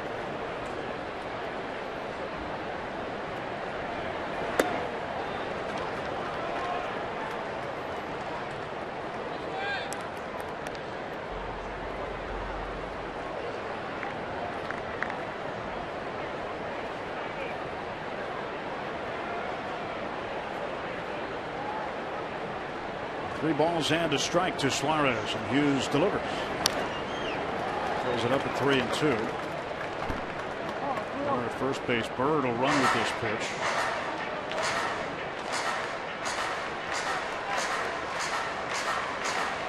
And on deck is the catcher, Tucker Barnhart.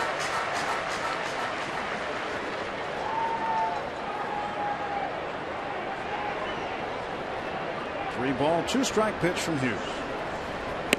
Struck him out. Reds get a run on 2 hits and they leave 2.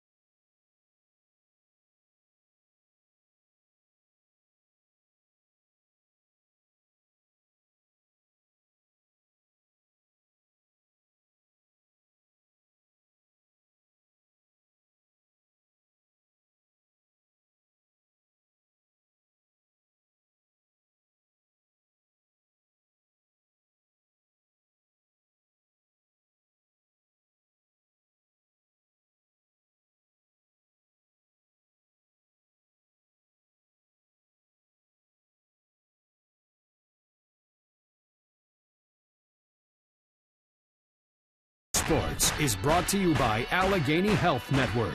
Health for all. By Kenny Ross, Ask a Neighbor. And by Levin Mattress, located in all Levin furniture showrooms and freestanding stores. Let's go Bucks! 5-1 Cincinnati, bottom of the 5th inning. The sun is setting off to the west. Makes an interesting reflection on the buildings in downtown. Looks out over the Clemente wall in right field. Watching as Pedro Alvarez faces Mike Leake to start the Pirates half of the 5th.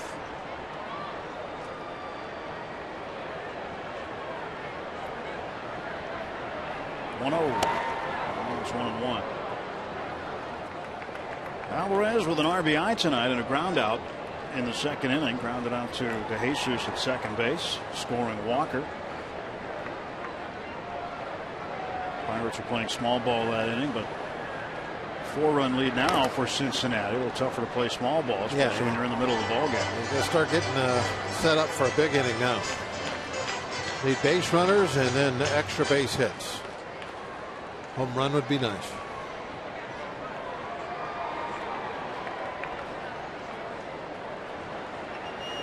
1-2. That one is ripped, and it falls in front of Jay Bruce for a base hit. Good thing they had a little maybe top spin on it. Got down. Didn't carry out. Well, we need more plates on the table.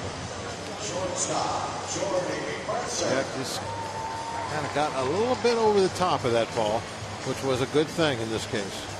That ball heads out there and just dives for the ground. Of course, as hard as he hit it, if he had backspin, who knows? It might at least got up against the fence. Would have been good to see. And backspin is what makes those balls carry.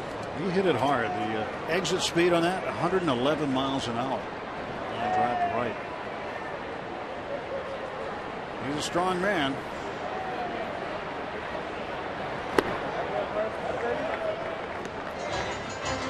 One ball, one strike to Jordy Mercer. Jared Hughes, second night in a row out of the pen. Hughes done the job. Getting the strikeout of Suarez with 2 on and 2 out. Eric Cole going over things with Ray Searage.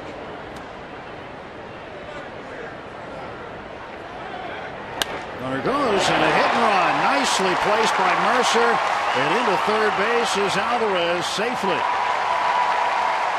That's a terrific piece of hitting by Jordy Mercer.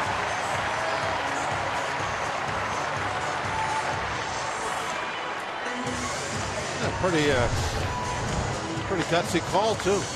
I like it. Even though down by 4 runs, he's still willing to try some things. Put the hit and run on. And Mercer, a little breaking ball, just kind of pokes it the other direction.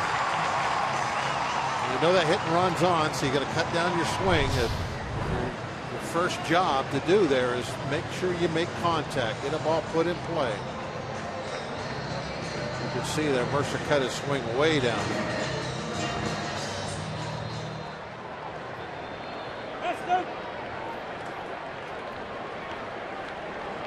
Here is Stewart. Nobody out. Runners at the corners. And that's why we need that extra base hit. Strike one. Stewart hit a comebacker to Leake in the 3rd inning.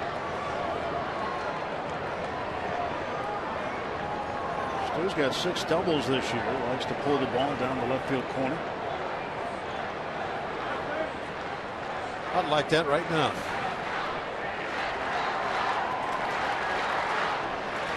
Fans started the chant of "Let's go Bucks" around PNC Park. Uh-oh, comebacker that had Alvarez hung up, but they'll just get 1 out of it.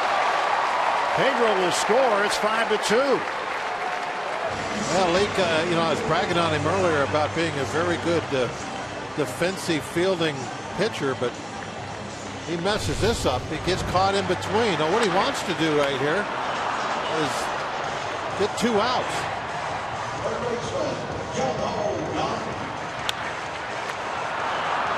But he's not going to get 2 outs because he took the time to look at Pedro. And I think also when he looked at Pedro, that confused the middle infield. They weren't sure what he was going to do with the ball. But once he looked at Pedro, then he might as well have went ahead and got Pedro. Because now you're going to lose your double play shot. 1 out and Jung Ho Kang at the plate. But 5-1, I'm sure he would have rather just gone to second base, gone to first, get the 2 outs, and have right now 5-2 ball game and 2 outs and nobody on. The Bucks pick up a run out of a 3-run ball game in Jung Ho's first plate appearance. Hitting .271. And he lobs one into right center, a base hit. Stewart turning it on, heading for third. And with 1 out, the Pirates again have runners at the corners. And that decision by Leake to kind of get greedy there. I guess he was trying to stop the runner from third, Pedro, and get the double play. Well, he tried to get greedy, didn't get the double play, and now he's going to have to pay the price.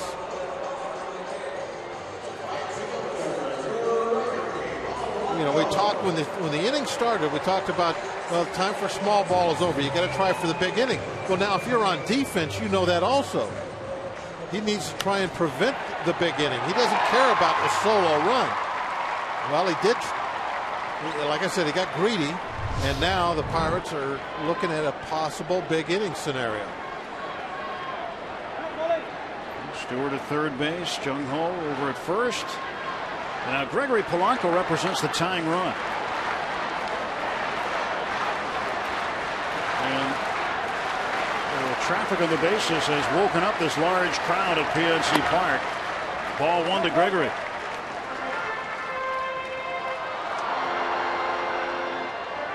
Oh for 2. He's grounded out back to the pitcher Leake and also to the second baseman de Jesus.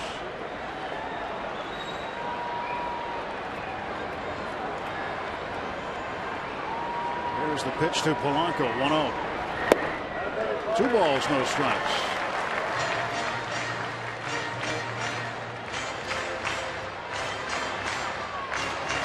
She's so excited she can't sit down.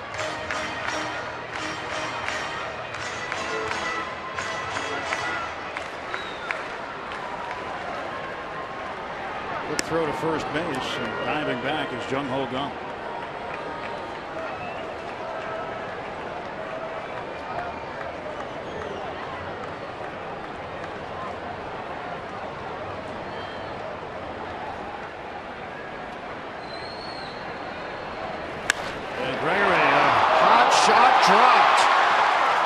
But second base umpire Angel Hernandez is going to say he dropped it on the exchange. Either way, they were going to get an out of that. Better 1 than 2. Yeah, I'm glad he made that call, because if he hadn't made that call, then they're going to get a double play. All the runners are heading back to their base, obviously.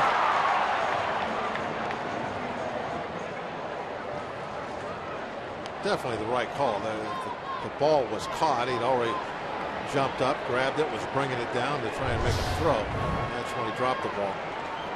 And now 2 men are out, and Starling Marte, who doubled in the 4th inning, back up. And he hits one right back to Leake. Pirates will leave 2. They get 1. And after 5 innings at PNC Park, it's the Reds 5, Bucks 2.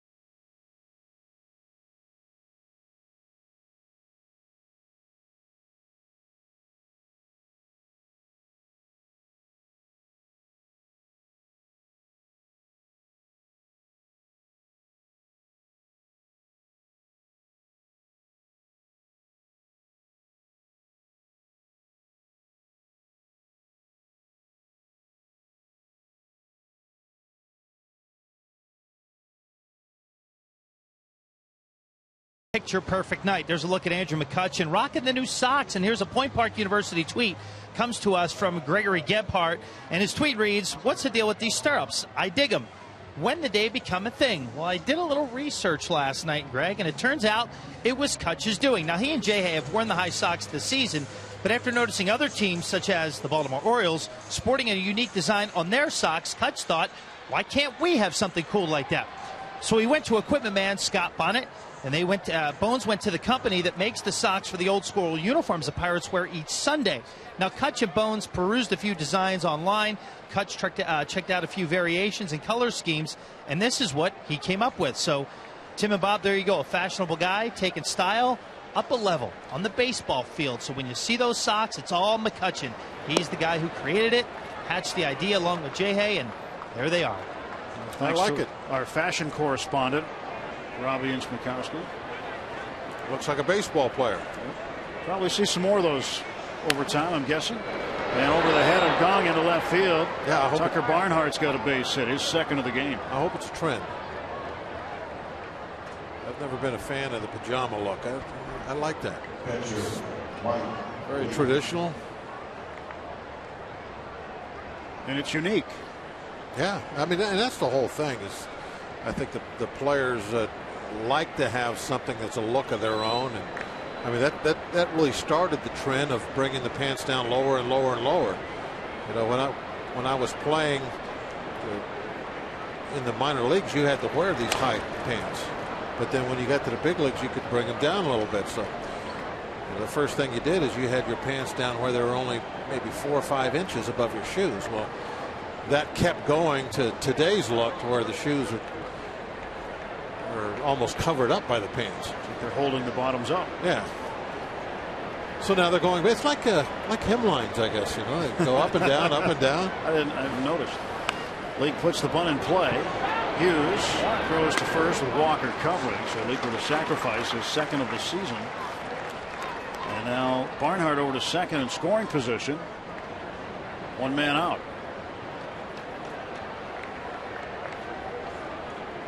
Very important to try and maintain the 3-run deficit.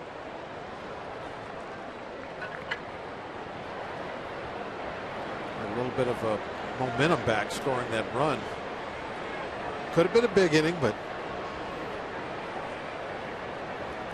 take what you can get. And just come back, try to put up a 0. Hamilton goes toward left field, but Marte is there. Hamilton is now 0 for 3. And that's what happens when you pitch to Billy Hamilton. The outfielders aren't going to be very deep when he's up there. So a lot of those little chip shots that sometimes fall in for the big hitters, just routine outs for Hamilton. You told me today, how many doubles is he? 3? 3 doubles. And that's shows you right there. He doesn't drive a ball real well. I mean, you figure he's going to get a few by accident because of his speed. He was in got 3 doubles and 237 plate appearances. Or sorry, at bats. There's a difference. But yeah, 237 at bats, 53 hits. Only 3 of those 53 for double. He's got 3 triples too. 2 outs and the pitch to De Jesus. 1 ball, 1 strike.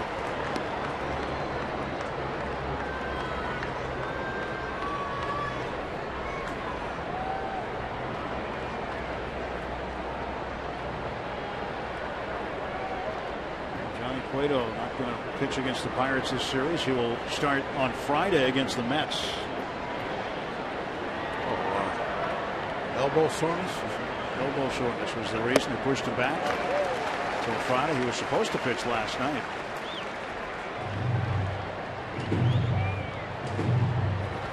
Tomorrow night it will be A.J. Burnett. He will oppose Anthony DeSclafani. Hoping to put a positive capper on this series. Pirates took game 1, still battling here in game 2. Bunch of baseball left tonight.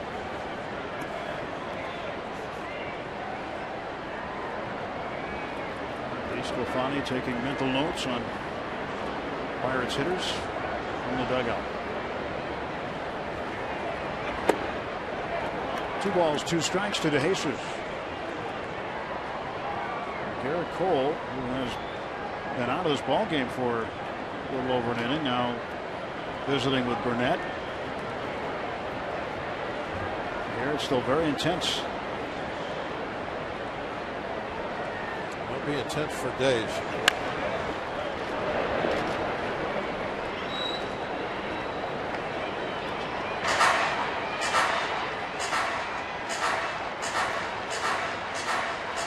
Very nice job by the ball girl there.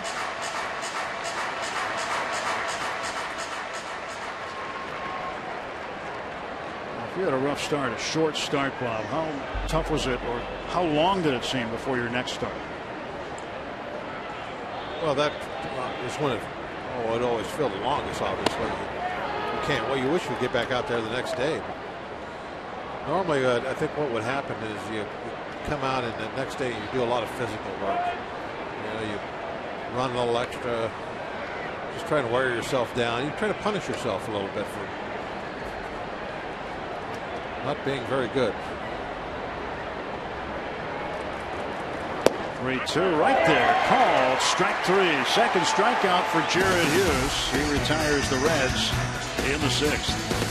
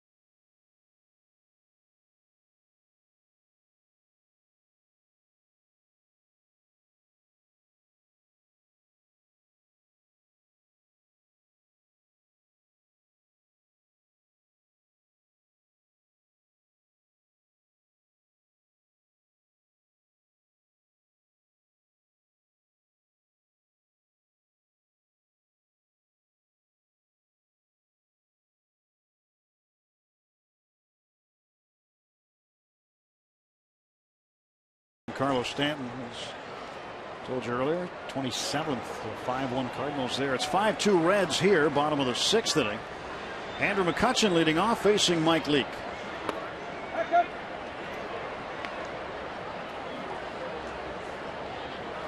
Leake struck McCutchen out with a little help last time up. And now Kutch banks one to the gap in left center field. That ball gets down. McCutchen around first. He'll hold there with a very long single. The leadoff base hit for the Pirates All-Star candidate. Well, off the bat, I was hoping that ball would get through the gap. Right there, that looked like a gap shot. Didn't quite make it at Hamilton's speed. He got there quickly and Kutch down by 3 runs, had to put the brakes on. There's maybe a tie game, or if we're up by a couple of runs, he probably goes ahead and challenges Hamilton's arm there. But down by 3, you got to be conservative. Unless you want to hit and run. Go ahead. Pitch inside the Walker. Neal 1 for 2. He had a double to lead off the second inning. He would eventually come around to score. Pirates' first run of the game. Yeah, ideally, you'd never want to make an out on the bases. When you're behind by a couple, 3 runs, that's when it really kind of stands out if you get erased off the bases. Got to be a little more careful. McCutchen has stolen 3 bases this season. He's been thrown out twice.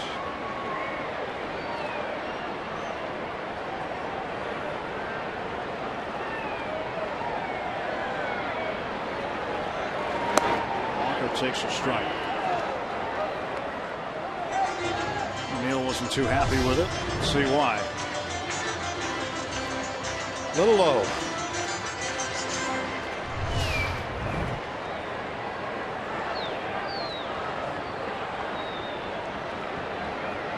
I guess you better be swinging with Ted Barrett behind the plate. And it's been that way for both teams tonight. Changes things a lot. But now Walker behind 1-2.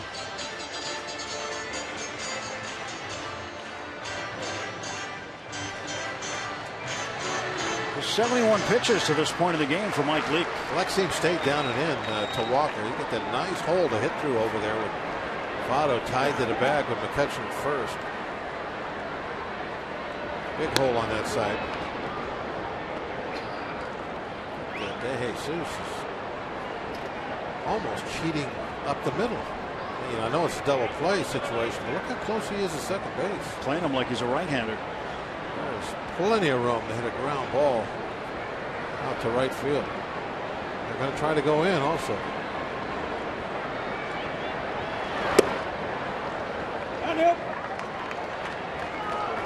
2 balls and 2 strikes to Walker.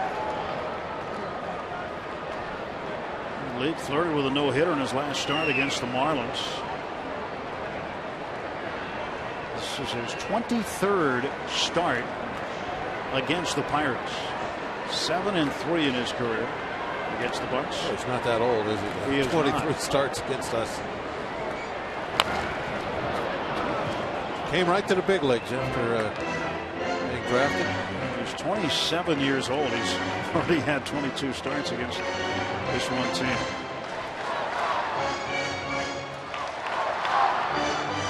So it's 2-2. McCutchen waits at first base. He's in Joey Votto's office.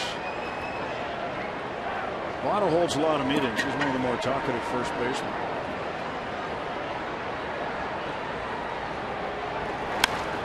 To left field, and Marlon Byrd heading for the corner. Hauled in on the track. There's 1 out for the Pirates now in the 6th inning. Send your favorite Pirates to the 86th Major League Baseball All-Star Game. You can fill out your 2015 Esurance MLB All-Star Game ballot now at Pirates.com. Voting is exclusively online and available on your computer, tablet, and smartphone. Vote up to 35 times at Pirates.com/vote. That's the information right there on the rotunda. I think even he can vote, can he?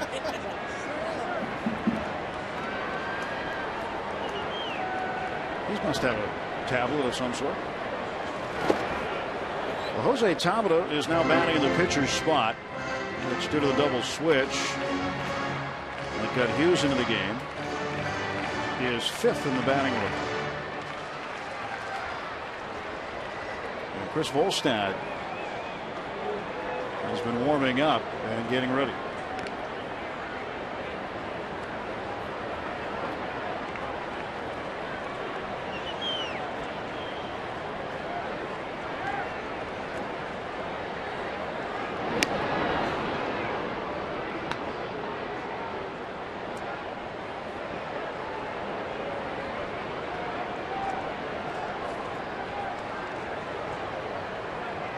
Again, the throw to first. 3 in a row. A lot of pickoff throws. That's more pickoff throws. Hutch has not been running very much this season. What do you have? 3 steals? I think he's seen about 5 pickoff throws. Tabata started forward. That'll be called a swinging strike. There's one thing about Tabata, and it came into question in D.C., but when you watch him hit, he does start his hands forward, and that front elbow, the left elbow, he leads with it.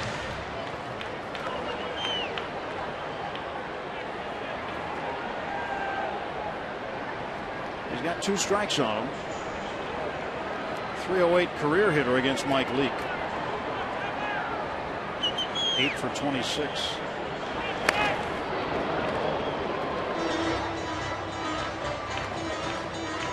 Still 0-2 on Jose.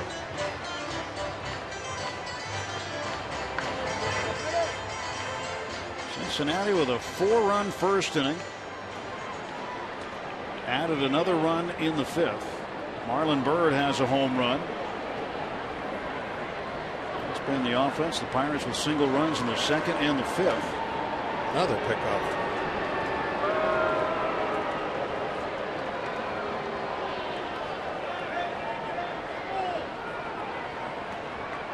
Byrd with his 12th home run. 2 hits, 2 runs, rather 3 runs batted in tonight. And Talbot takes strike 3. Jose pinch hitting, strikes out. And there are now 2 down for the Pirates in the 6th. Our Nissan Road ahead tomorrow night. It'll be A.J. Burnett against Anthony DeSclafani. Each with 14 starts. A.J. 6-3. DeSclafani 5-5. Strikeout number is different. 81 for A.J., 56 for DeSclafani. So A.J. preparing himself for start number 15 tomorrow.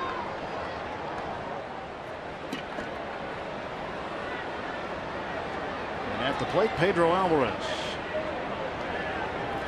Pedro rips it to the man on the shift.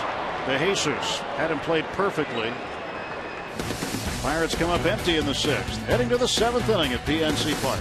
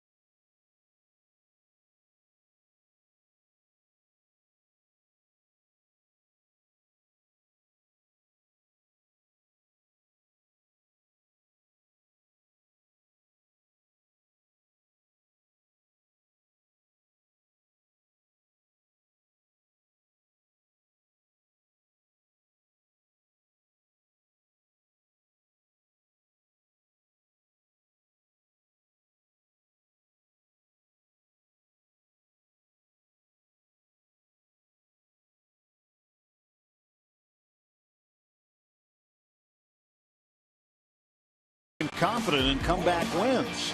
Find out also what motivated top pick Kevin Newman in college and which current prospects have helped ease him into professional baseball. There's much more to come on Inside Pirates Baseball, presented by Allegheny Health Network tomorrow after postgame on Root Sports. Along with Bob Walk and Robbie Ince-Mikowski, Tim Neverett with you. 5-2 Reds leading the Pirates on the UPMC scoreboards. We head to the 7th inning. Bowtie bar, nice place to see a game. Great view of the ballpark, great view of the city. Just an outstanding place to watch. And here is Chris Volstad, who has pitched his way back to the major leagues for the first time since 2013, when he made 6 appearances with the Colorado Rockies. Yeah, you can see his Indies numbers, pretty darn good. So, not wasting any time seeing some action. It's activated today. A couple hours later, he's throwing first pitch. His last major league appearance, the 15th of June, 2013, against the Phillies. for Colorado. Made 6 starts with the Rockies. Spent considerable time with the Marlins organization. Also a brief stint with the Cubs. 1 ball, 1 strike. Volstad, a first-round pick, 16th overall in 2005 by the Marlins. And Volstad delivers, and Votto hits it to left field, 1 out. Votto's 0 for 3.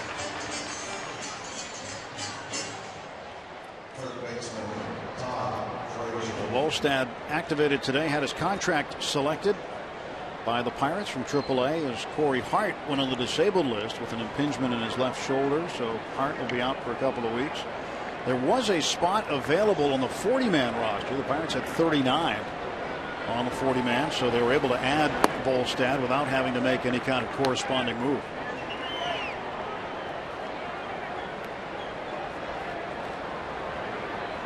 One to Frazier. 1 ball and 1 strike.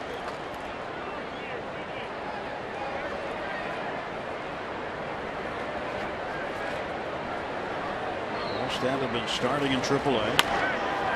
Tackle down to third. Charging is John Hall. Throws and a run to get it.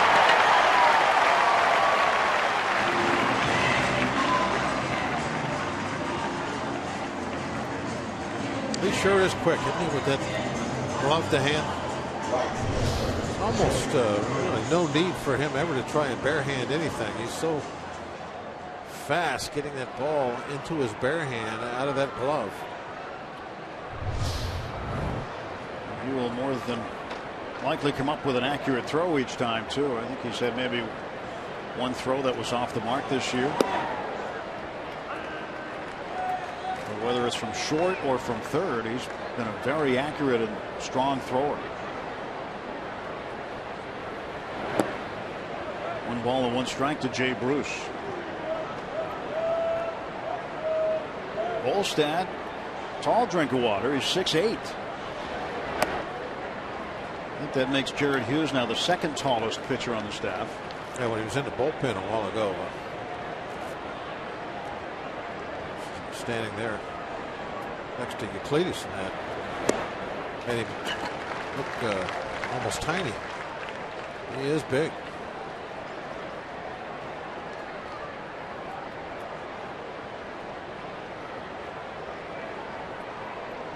Two to Bruce. Fouled it off. Volstad, originally out of Palm Beach Gardens, Florida, now lives in Juno Beach.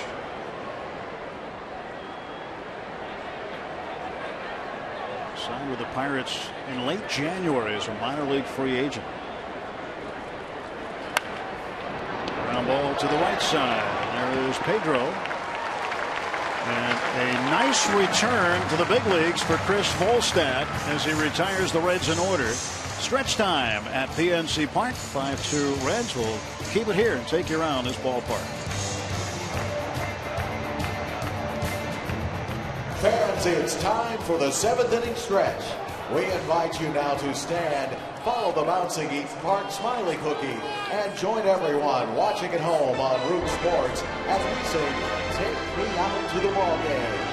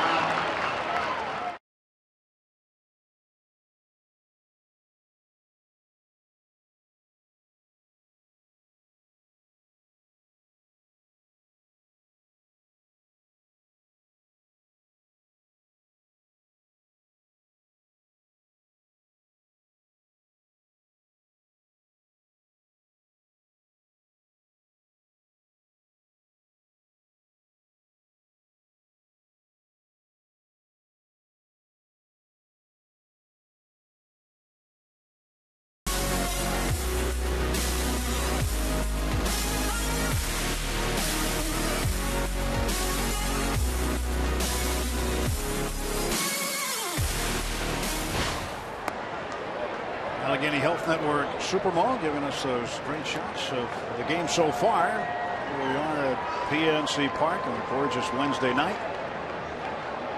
5-2, Cincinnati leading. Mike Leake still throwing. Oh, he's thrown 81 pitches. He has not had to work hard almost at all tonight. Very efficient. Facing Mercer, who's 1 for 2 and had a single to right field in the 5th, and the Pirates had a hit and run on Pedro at first. And a strike on the corner. 2 balls, 2 strikes.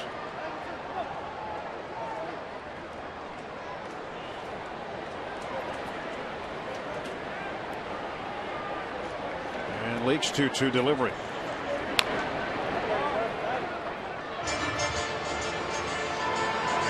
In the bullpen, left-hander Manny Parra loosening up for Cincinnati. Chris Volstad, nice inning. It's been a long time for him away from the big leagues. He's had to work in the minor leagues last year in the Pacific Coast League with Salt Lake. We've been in the Pacific Coast League quite a bit in the minor leagues with Florida. A lot of high altitude teams on his list there. Yep. Can't be easy. Spent part of a summer in Iowa with the Cubs AAA club. Spent a lot of time in New Orleans, Marlins AAA team. What did you say Colorado Springs was? Like 7,000 feet? 7,000 plus. Wow. So he knows what it's like to pitch in some hitters' ballparks.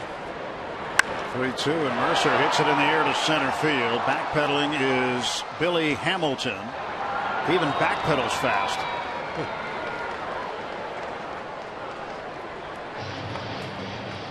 One out. Point Park University tweet. Do you feel any current Bucks players will be future major league managers? What do you think?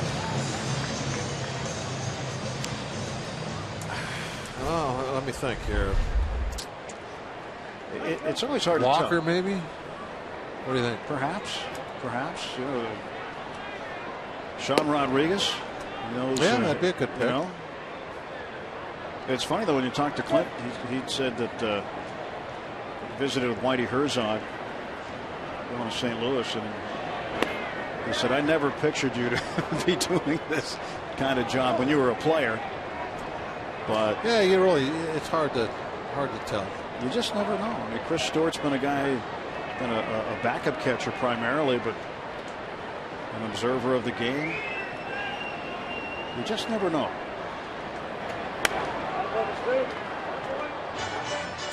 Sometimes people say that catchers make good managers.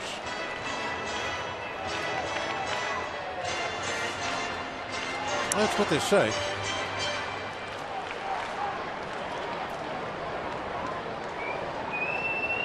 Caught briefly in his career. I wouldn't call Clint a catcher, though. No. You put the gear on occasionally.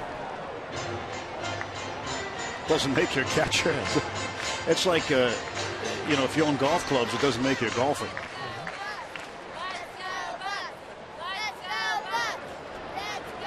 Keep the faith. Here comes the 0-2. And Stewart did not swing. He checked it.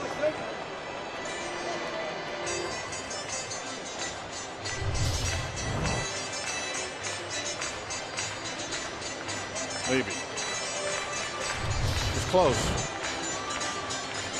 They got the call nonetheless. One out, base is empty, and Leak's 1-2 pitch.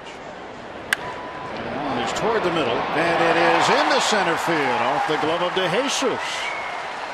Bucks with a base runner. That'll be ruled a base hit for Stewart.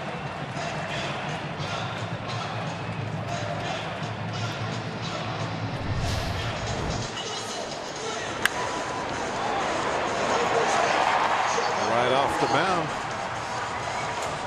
A little bit of an in-between hop he had to try on the backhand. Couldn't come up with it.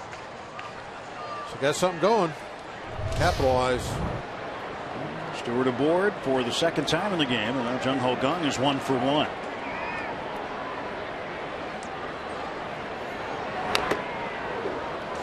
You know, just to give a pitcher a shout out, how about Mark Melancon? He observes a lot of baseball. Yeah. He watches 8 innings a night. I mean, he really, I think, analyzes the game a lot. You just sit and talk to him. You know, I just want to get a pitcher's name out there. Of course, those guys involved. 0-1. Jung Ho pops it up back and out of play.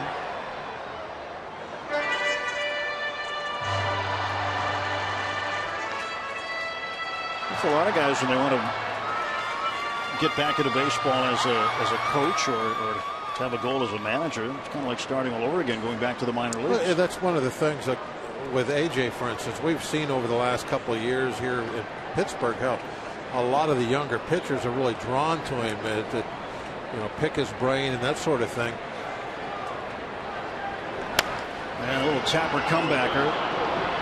2nd for 1. That's all they'll get. Good hard slide by Stewart straight into the bag.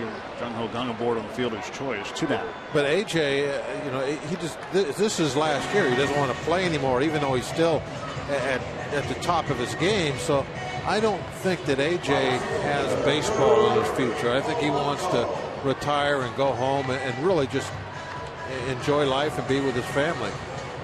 He's, you know, made a lot of money in this game, so that's not an issue. So I would say AJ, you know, has that ability, the way that the young guys really kind of, he's got that natural leadership type deal, but I don't know if he's willing to do what you were just saying, you know, go back to the minor leagues. And, you know, of course, here again, that's getting to be a little bit of a, not the normal road anymore. We're seeing more and more managers get those jobs without any manager experience down in the minor leagues. You know what I mean? We've seen a few. Brad Osmus of the Tigers. Robin Ventura, where we just were in Chicago. Craig Counsell with the Brewers. So I mean, it's becoming a little more prevalent that you don't have to go and be a manager somewhere. That if you're a respected baseball man. Dan Jennings in Miami, another one. But Jay Bell before. Well, he managed someday. He wants to. Just foul away. I talked to Jay about that last year. That's why one of the big reasons he took the job as the bench coach with the Reds, because he feels that'll best prepare him to be a major league manager. Jay is behind that post. Yep, I can just see him. He's looking around there. Who put that post there?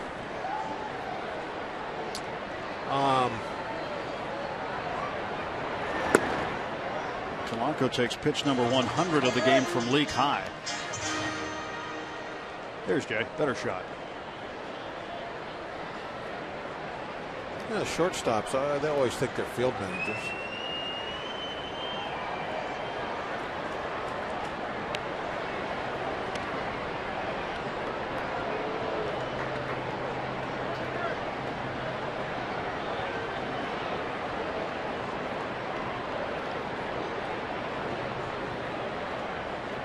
Two balls, 2 strikes to Polanco. And a ground ball. That's going to get through into left center field. A base hit. Jung Ho's going to turn, head for third. Here comes the throw from Bird. He's in safely. Second base. Polanco safe.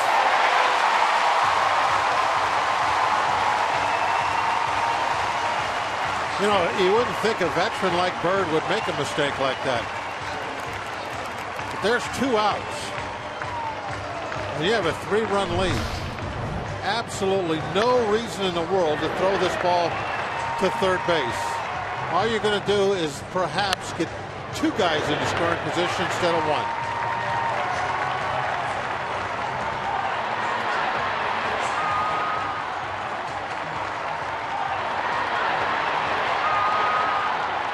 So looks like the Reds want to challenge the tag at second. They got Polanco last night twice. And This time it looks like he does not come off the bag. He's got his leg on there, his hand on there. Let's get another look at it here. He's on the base there. Right there, he's not.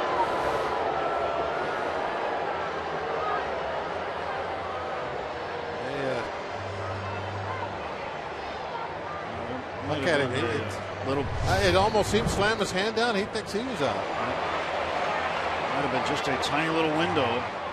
I'll tell you what, that was a nice play by Suarez, cutting that throw off, the ill-advised throw in the third base, cutting it off and going to second with it, where the throw should have gone in the first place. But real good play by the Red shortstop. I'm not sure how this is going to turn off. There definitely was a time where he wasn't touching the base.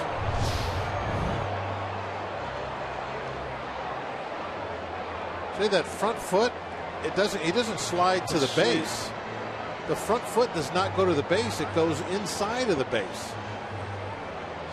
From that angle, he didn't look out to me. See his front foot? Angle, he might. Well, his front foot doesn't go to the base. If his front foot goes right to the base,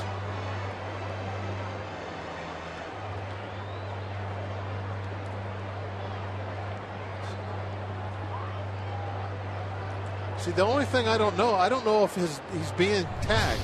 There is a moment there where he is not touching the base, but is he being tagged at that precise moment? I don't know. If I had to guess right now, Bob, I would think this call is going to stand, because even though it looked like he might have been off the bag, the replay official in New York is blocked. You can't tell whether the glove was on him or not from that angle from the center field camera. Well, from the other angle you should be. Now this angle you'll be able to tell if the glove is on him. And again, we don't know which one he's looking at, but right there it's off of him. See? And Gregory's hand is on. So I think this call is going to stand if I had to guess. And they are taking quite a bit of time to look at it.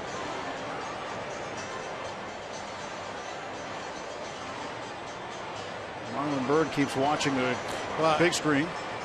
If De Jesus would have left the glove on him the entire time, he would have been out. But he tagged him, took it off, and then tagged him again. And I think that's what is going to make you right. Brian Price with a manager's challenge.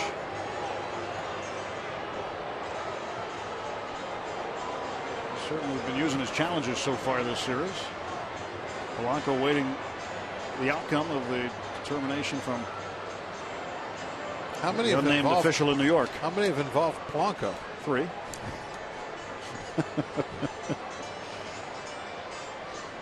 And all of them having to do with him not staying on the base.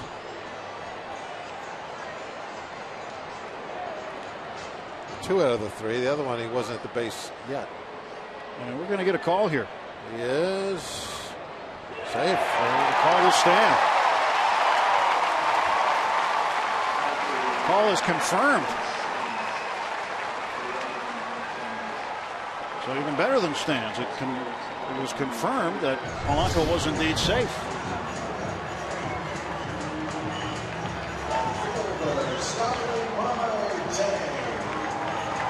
So Marte's safe, going down to second on the throw.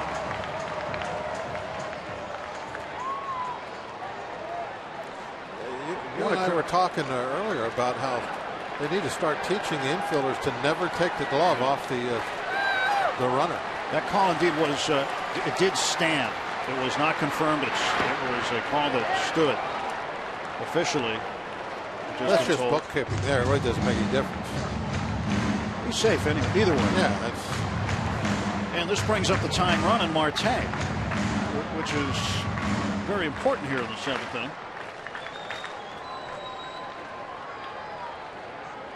They took 3 minutes and 24 seconds on that review in New York. And now the 1-0 coming to Marte. 1 ball, 1 strike.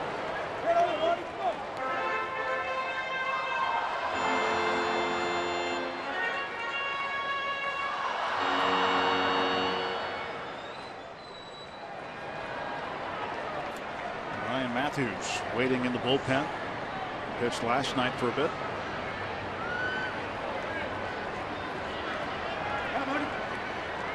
1-1 to Marte. He's 1 for 3 tonight, a double in the fourth. 2 men in scoring position, a 5-2 Cincinnati lead. And he chased one.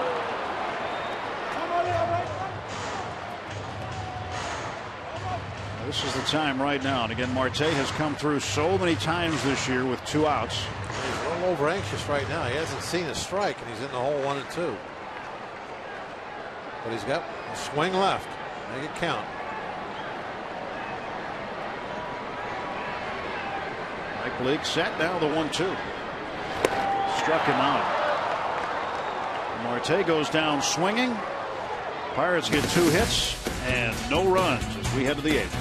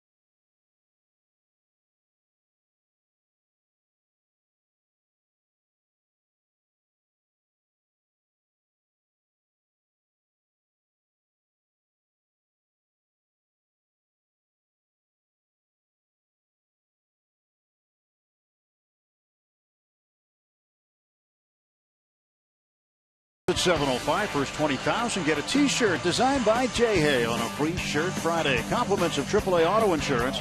Enjoy food and fun before the game at the Friday night block party on Federal Street, presented by Barrel Automotive. Get your tickets at pirates.com/free shirt Friday. UPMC scoreboard says 5-2 in favor of the Reds, top of the 8th inning. And tonight's attendance, a sellout, 37,659. It's the second largest Wednesday night crowd ever.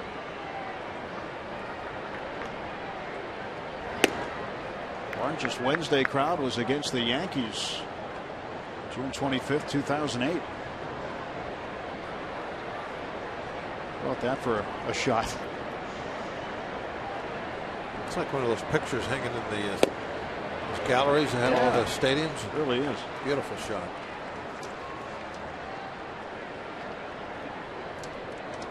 Chris Volstan up for his second inning of work. And Bird is 2 for 3 tonight with 3 RBIs. He's down to third base, a one hopper for Jung Ho Kang.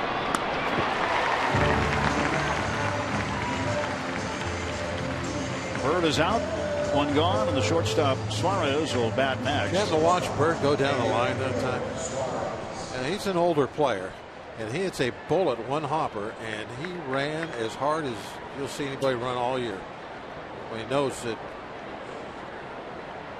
the third baseman has the ball, he's not even a step out of the box yet. That's impressive.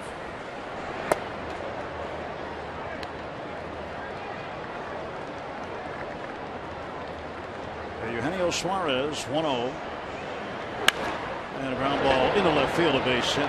Suarez has 2 hits tonight. 2 for 4. The first hit given up by Volstad.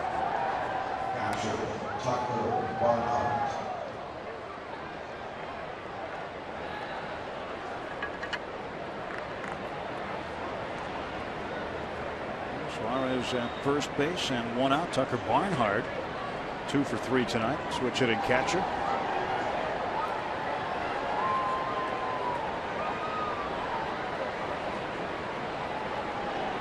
Runner takes off. Pitch fouled off. Little hit and run.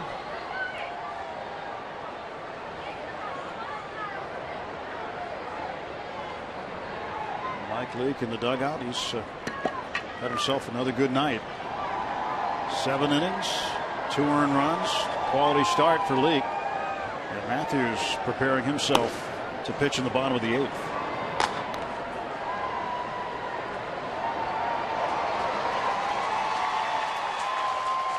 "105 pitches for Leake, but he probably threw another 25 over to first base.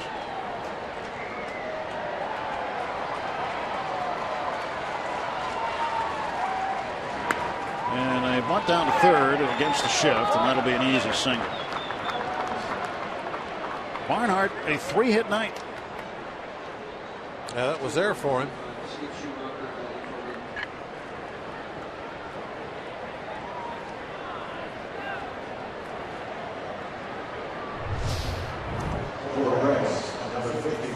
Look how early he squared around.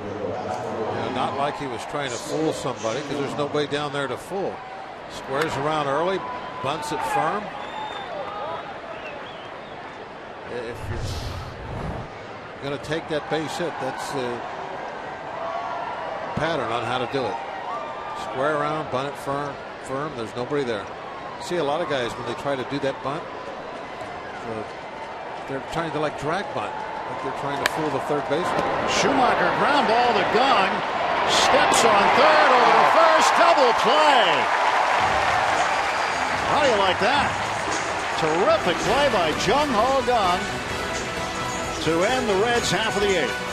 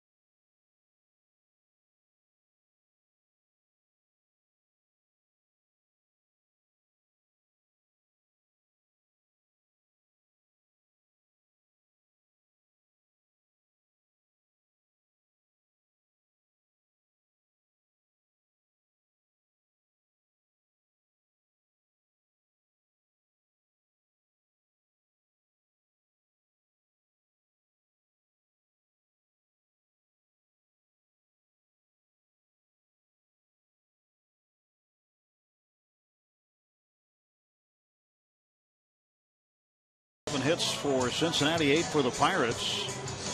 Ahead of the bottom of the 8th inning. This is our Chick-fil-A double play, and a spectacular play by Jung-Ho Gunn, and the good throw at the end of it. Yeah, really the play is kind of really showing off that strong, accurate arm as he's throwing the same time he's stepping on the back. So all of his momentum is going into the Pirate dugout, and he still throws the ball on a perfect line to first base, and it stayed in the air the entire time over there. The ball did not bounce. Got over there, in fact, about knee high. Strong and accurate. That describes his arm. Ryan Matthews finished things up last night for the Reds. He pitched in the last of the 8th. Pitched an inning and struck out 1. She thinks McCutchen rocks. Cutch trying to get something going here late for the Pirates. They're running out of outs. A 4-run first inning for Cincinnati after a 3-run first last night.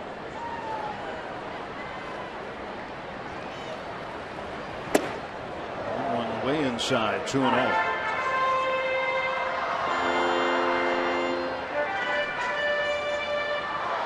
2 balls, no strikes now as McCutchen facing Ryan Matthews.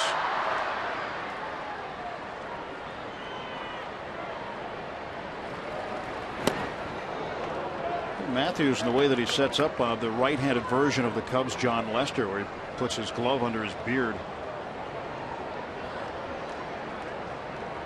Now puts it on it. Lester puts it right under his chin.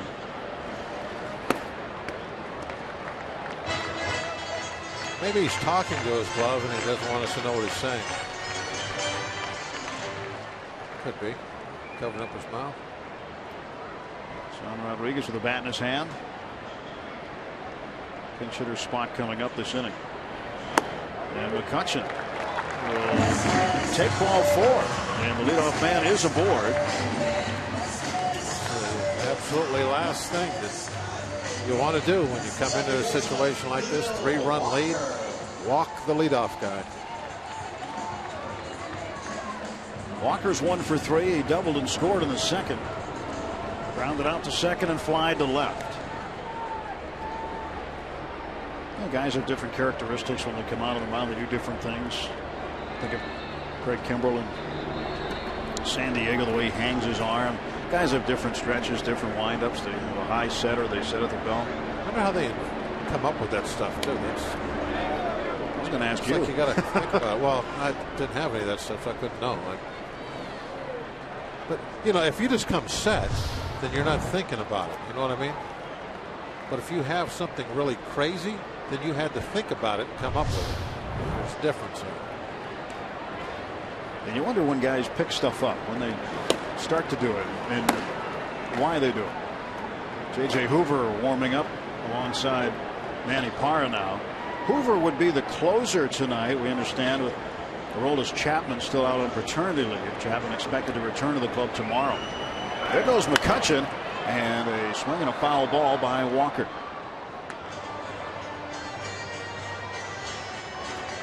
Pirates putting a hit and run on with McCutchen at first.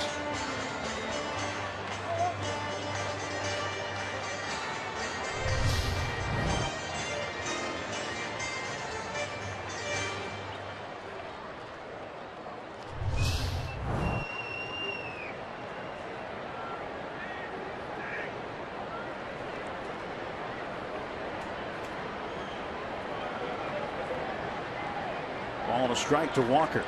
Matthews deals. It's 1-2.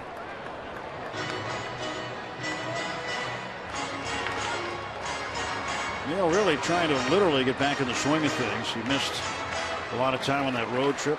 A stomach ailment. Of course, the left-handed pitchers. He's a different hitter from the right side, so Clint went with more right-handed hitters in the lineup, and sat Walker.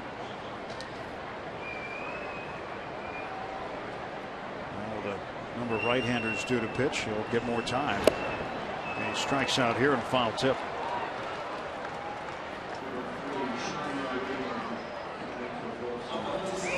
Oh, 1 out. McCutchen just couldn't catch up to this one. Walker, beg your pardon. Yeah, that got 5 over the top of the bat. Walker got underneath that one a little bit. Must have been the Sox that fooled me.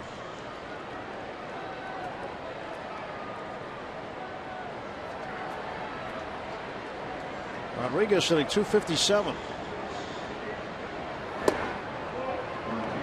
Looks at ball 1. Shot played the final 2 innings at first base last night. Went 0 for 1.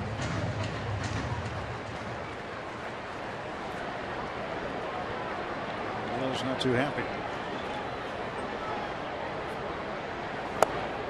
Oftentimes, Bob, it's a case where a guy foul tips it into the mid. He knows it's a pitch. He perhaps should have driven somewhere.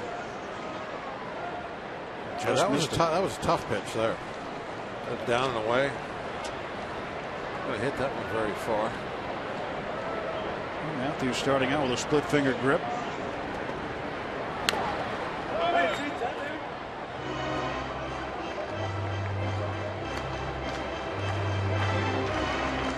Two and one to Sean Rodriguez. Teammates like to call him Chi-Chi.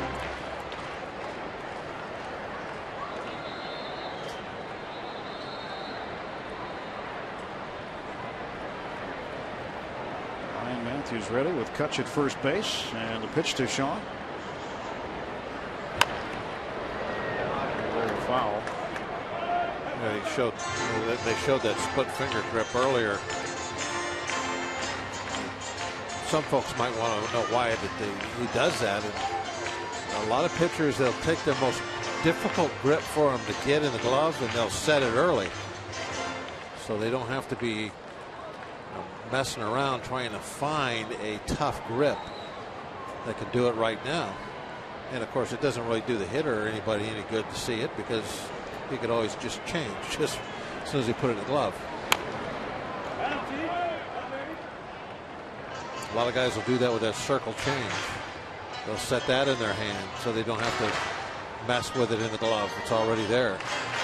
And the index finger on the seam that he uses, do different guys put it on a different seam or a different part of the baseball sometimes? Yeah. Most guys that throw splitters, that at least back in my era, didn't want any seams at all, because you want the ball to kind of slip out of your fingers and have that tumbling action to it. But if you hook one seam or the other, then the ball is going to come out with a little bit of a side spin. So you might get a little cut action to it, or a little sink action, depending on which direction that ball is going to get the little side spin going. Matthews payoff. Rodriguez will get another pitch. I always thought that one of the best ways to throw pitches is kind of reverse engineering. You know what it is you want it to do at the plate, and then you think to yourself, okay, I want it to do this, so it has to spin like this in order to do that. So now how does it have to come out of my hand to have that spin? You just kind of work your way back from the catcher's glove to your hand. And there you have your grip and how you want to release it. There's a high chopper, and Frazier barehands and throws him out. McCutchen safe at second base, and there are two men gone for the Pirates in the eighth. Frazier with a barehanded play. Got a good hop off the grass. Yep, sometimes that ball will kick one way or the other, and that one was pretty true. Came right up to on his right side. Brian Price will come get the right-hander Ryan Matthews. And with Pedro Alvarez up, he will summon the lefty Manny Parra. Pitching change at PNC Park, 5-2 Reds.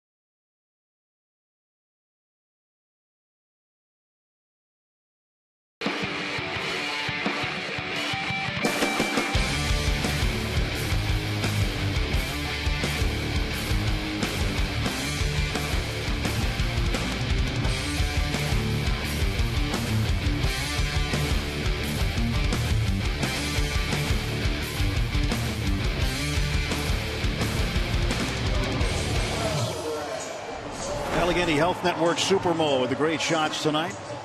Bottom of the 8th inning, 5-2 Cincinnati. These are some of our men up on top of Mount Troy. Of course, there's Troy.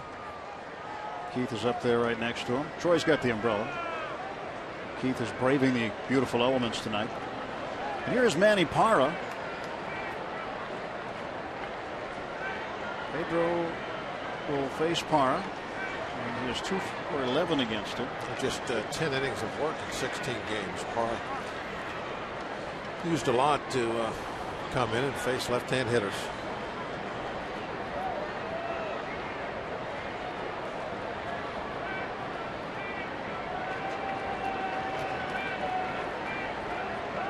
Alvarez singled and scored in the 5th. Gets away from Barnhart, but McCutchen does not move up. Wasn't all that far away from the Reds catcher.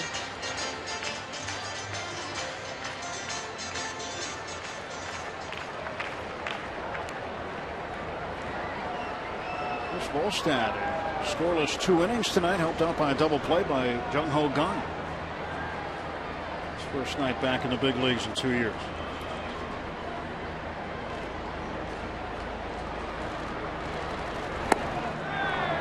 1 ball and 1 strike.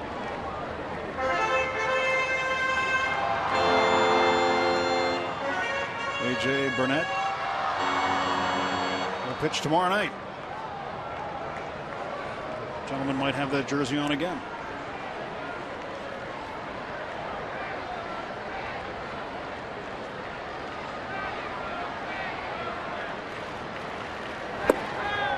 Pedro swings and misses. 1-2.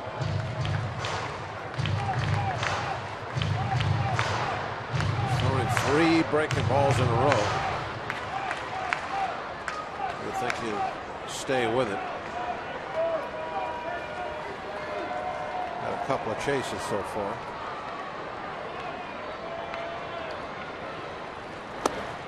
Yeah, he did. This time Pedro said no thanks. They're all in the same spot, down and away. They haven't thrown him a strike yet.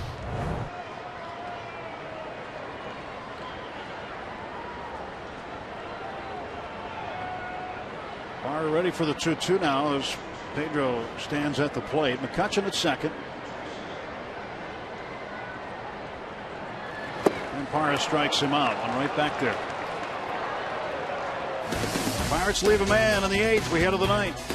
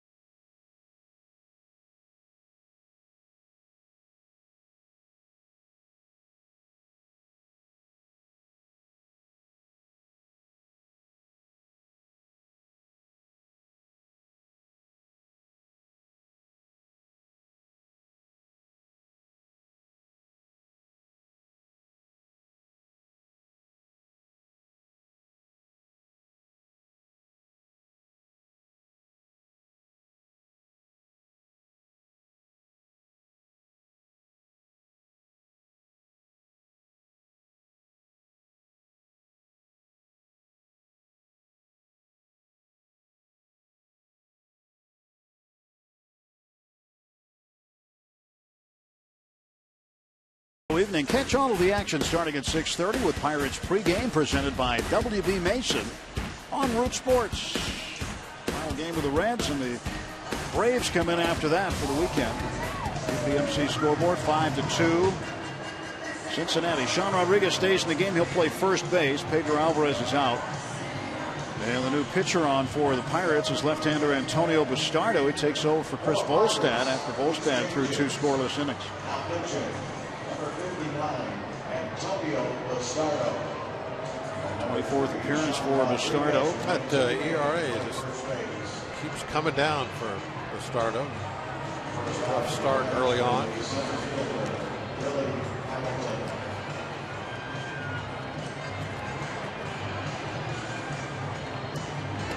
Burnett and Jeff Locke visiting in the dugout. Charlie Morton, starting pitchers, staying very close together. And talking about the hitters, talking baseball the whole night.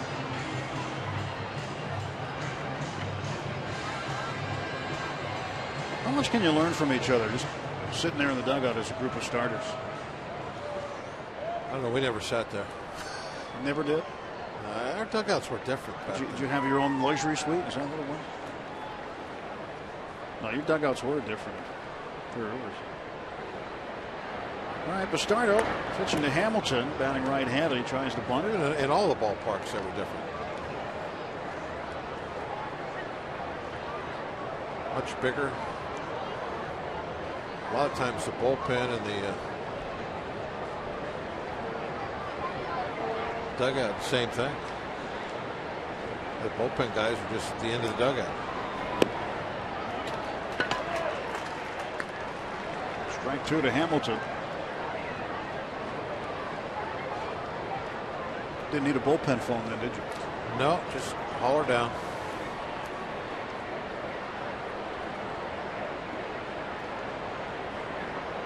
Oh, 2 coming to the center fielder for the Reds.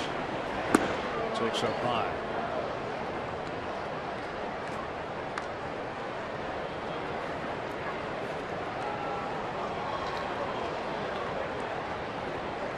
And Cisco Liriano has his spot at the end of the dugout.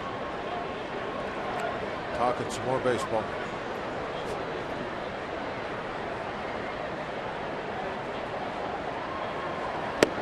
Hamilton down on strikes. He's 0 for 4. And Garrett Cole had walked him in the first inning. He stole second, stole third, he scored. Since then, the Pirates pitchers have been able to keep him off base.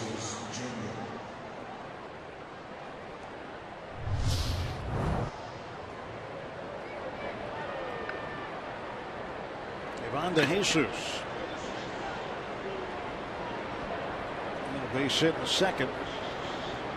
He is 1 for 3.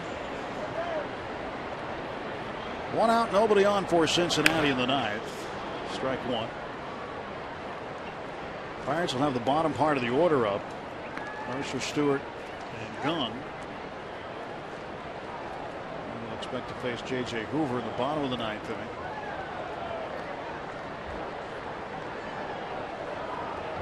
Here's Jim Riggleman, third base coach, former big league skipper. Cubs for a while, Nationals, and San Diego. And that ball that the fastball Bastardo's throwing must really be moving.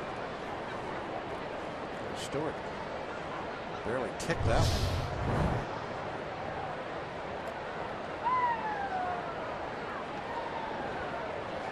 Part of the shin guard of the home plate umpire Ted Barrett on the way by.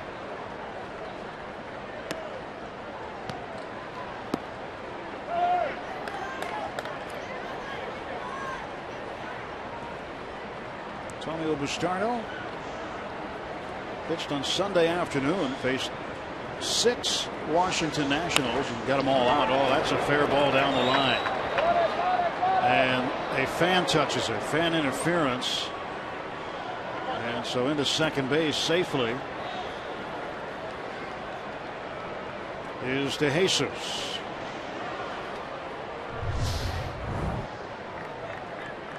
The same fastball that went to the backstop, almost in the same exact spot. Just dropped the head of the bat to it.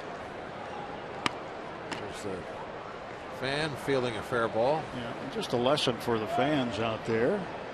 See the umpire indicate fair ball. That was for a good cause. Yeah, but you got to let him play out.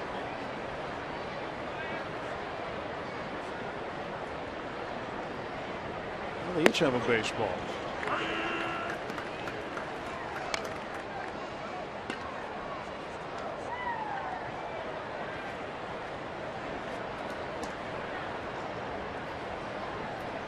That Cub fan holding the baby. Did you see that one?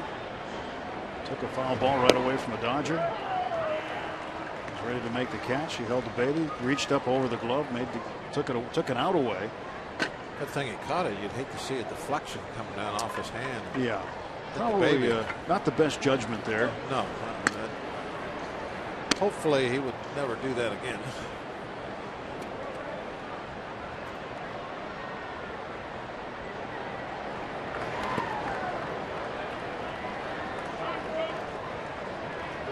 I think if Mama was there, she'll make sure he never does that again. But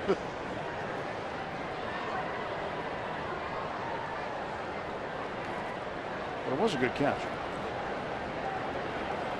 as far as those go. Now 1 out, and Votto with a 1-2 count. Votto tonight has walked and scored. He's 0 for 3 otherwise. Antonio Bastardo deals to him. Fouled off. He stays 1-2.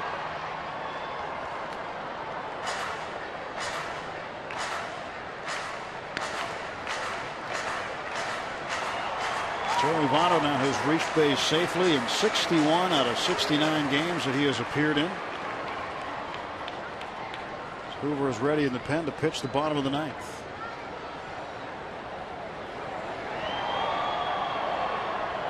1-2 coming to Joey Votto.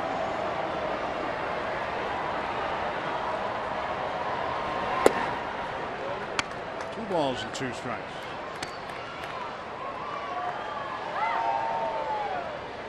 Votto struck out swinging in the first. Garrett Cole got him. Frazier waiting on deck. Cole struck out Frazier in the 3rd. Garrett would finish with 5 strikeouts tonight. And to start it was 2-2 pitch to Votto. Missed. That fills it up 3-2.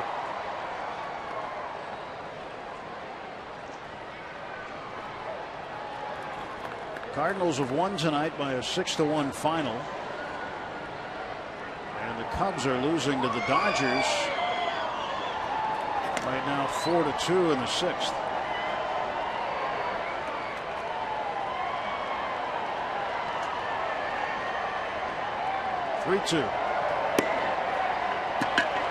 Ball 4.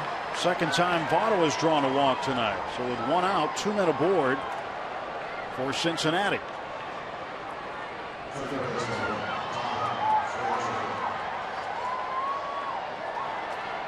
Todd Frazier coming up. Kind of a dangerous time right now, isn't it? Frazier up there, left-hander on the mound. 2 guys on base. This game could get out of hand if Frazier does anything special with this baseball. He hit safely in 15 of his last 16 games. 2 on, 1 out. Swing and a miss. Frazier was the National League Player of the Week in late May and was a candidate again last week. Last week he hit .320, had 5 home runs in the week. 5 home runs in 5 games.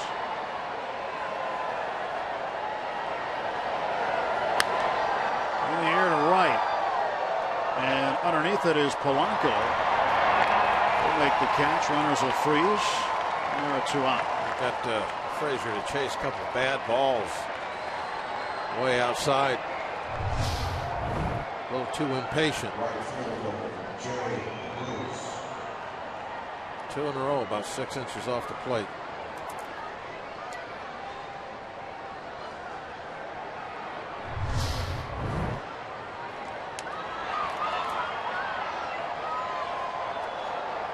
Frazier frustrated in the dugout, having a meeting with himself. So now Jay Bruce will come up.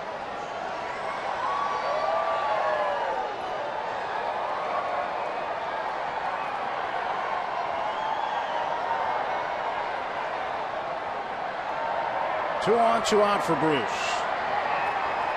Bruce has a pair of hits tonight, single double and a home run. I'm sorry, single double and an RBI. Bird has the home run. Bird's on deck. Jay Bruce now batting in the top of the ninth.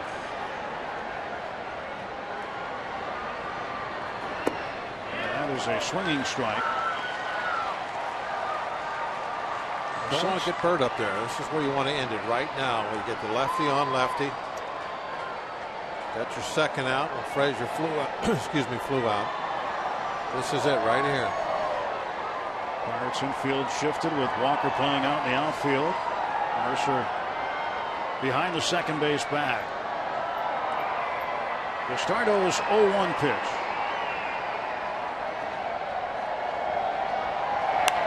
And it is ripped at Walker, and he catches it before it hits the ground. That's a line out. Nothing across for the Reds in the top of the ninth. Last Rats coming against J.J. Hoover.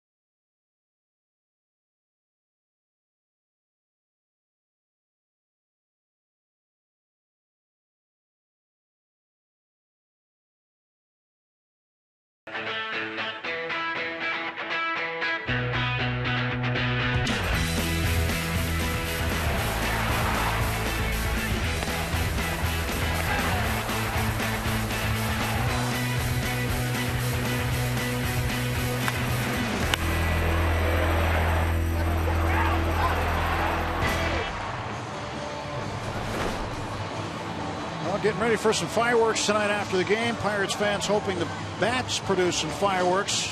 Pirates down to their final 3 outs tonight, trailing the Reds in game 2 of this 3-game set by a 5-2 score. And J.J. Hoover coming on to attempt the first save this year for Cincinnati. That could be tough by somebody other than Chapman. Look at the numbers up there. He gives up just about no hits. Opposition batting average 146. But just because Chapman's not there doesn't mean that they don't have a quality guy to throw out there in the ninth. Aroldis Chapman on the paternity list and is expected to rejoin the club sometime tomorrow. Mercer 1 for 3 tonight. He is 0 for 8 against Hoover in his career. And a strike. 1 ball, 1 strike.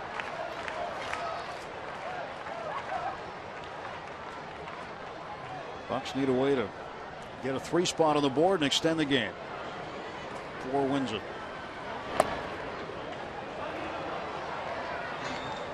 And that's a strike. 1 ball, 2 strikes to Mercer.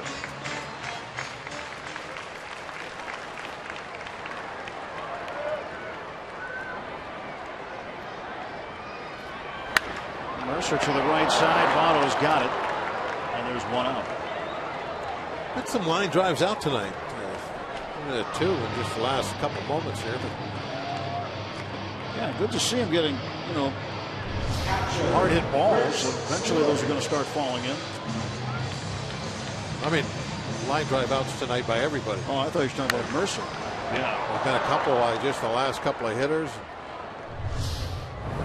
I think 2 for sure tonight to the deep playing second baseman out of shallow right field. We've had a couple of those.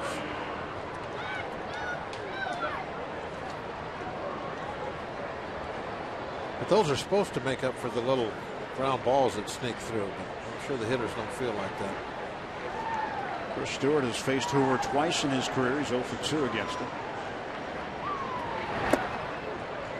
1 ball, 1 strike.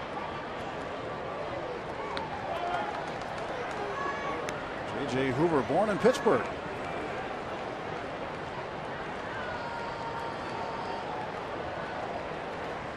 The Reds hurler, the enemy right now. There's a 1-1 pitch on the way. And for a strike, and it's 1-2.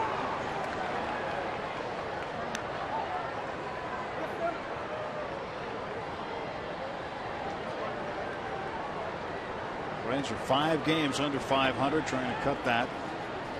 Pirates 10 games over. And Stewart down on strikes, and the Bucks down to their final out.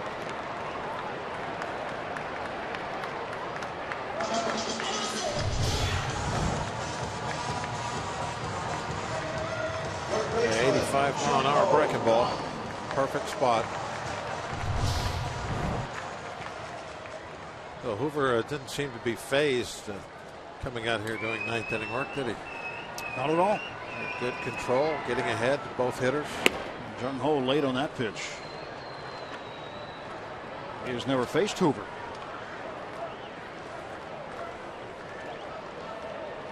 So the Bucks bats. Well, they need to go back to work tomorrow night against DeSclafani with A.J. Burnett on the hill. So Pirates will go for a series win tomorrow night if they can't pull off a miracle here. Rubber match. Take 2 out of 3. Now down to their last strike.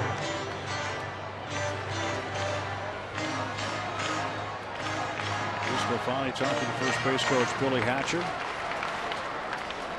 And here is the 1-2 coming from J.J. Hoover to Jung Ho Kang. Popped up, foul, and out of play.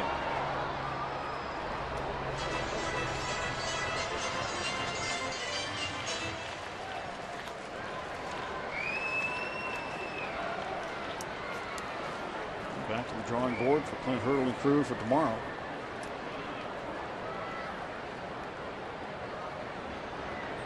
1-2 pitch. 2-2. Reds have been getting that call to that outside corner, a little bit outside. This time that one close, and Ted Barrett didn't ring up a strike. 2-2. And that's strike 3, and the ball game is over. The Reds win it 5-2 as Mike Leake does not lose. Again, he's not lost to the Pirates since May of 2012. Marlon Byrd with his 12th home run. 4 runs in the first inning off Garrett Cole proved to be enough, and it's just the 3rd loss of the season for Garrett Cole. Well, Cole can't figure out how to beat the Reds. He can't. And Leake, for instance, he's given up 2 or more than 2 runs 3 times. All 3 times to Leake and the Reds. He's going to have to talk about going back to the drawing board. That's what Cole's going to have to do when it comes to Cincinnati. He's got to figure out how to beat these guys. Not today or tonight was going to be the night, but not yet. So it's tomorrow now for the Buccos as they try to take 2 of 3 against the Cincinnati Reds. 5-2 the final score. Let's go back to our Root Sports studios. Paul Alexander and Kent Tekulve are there.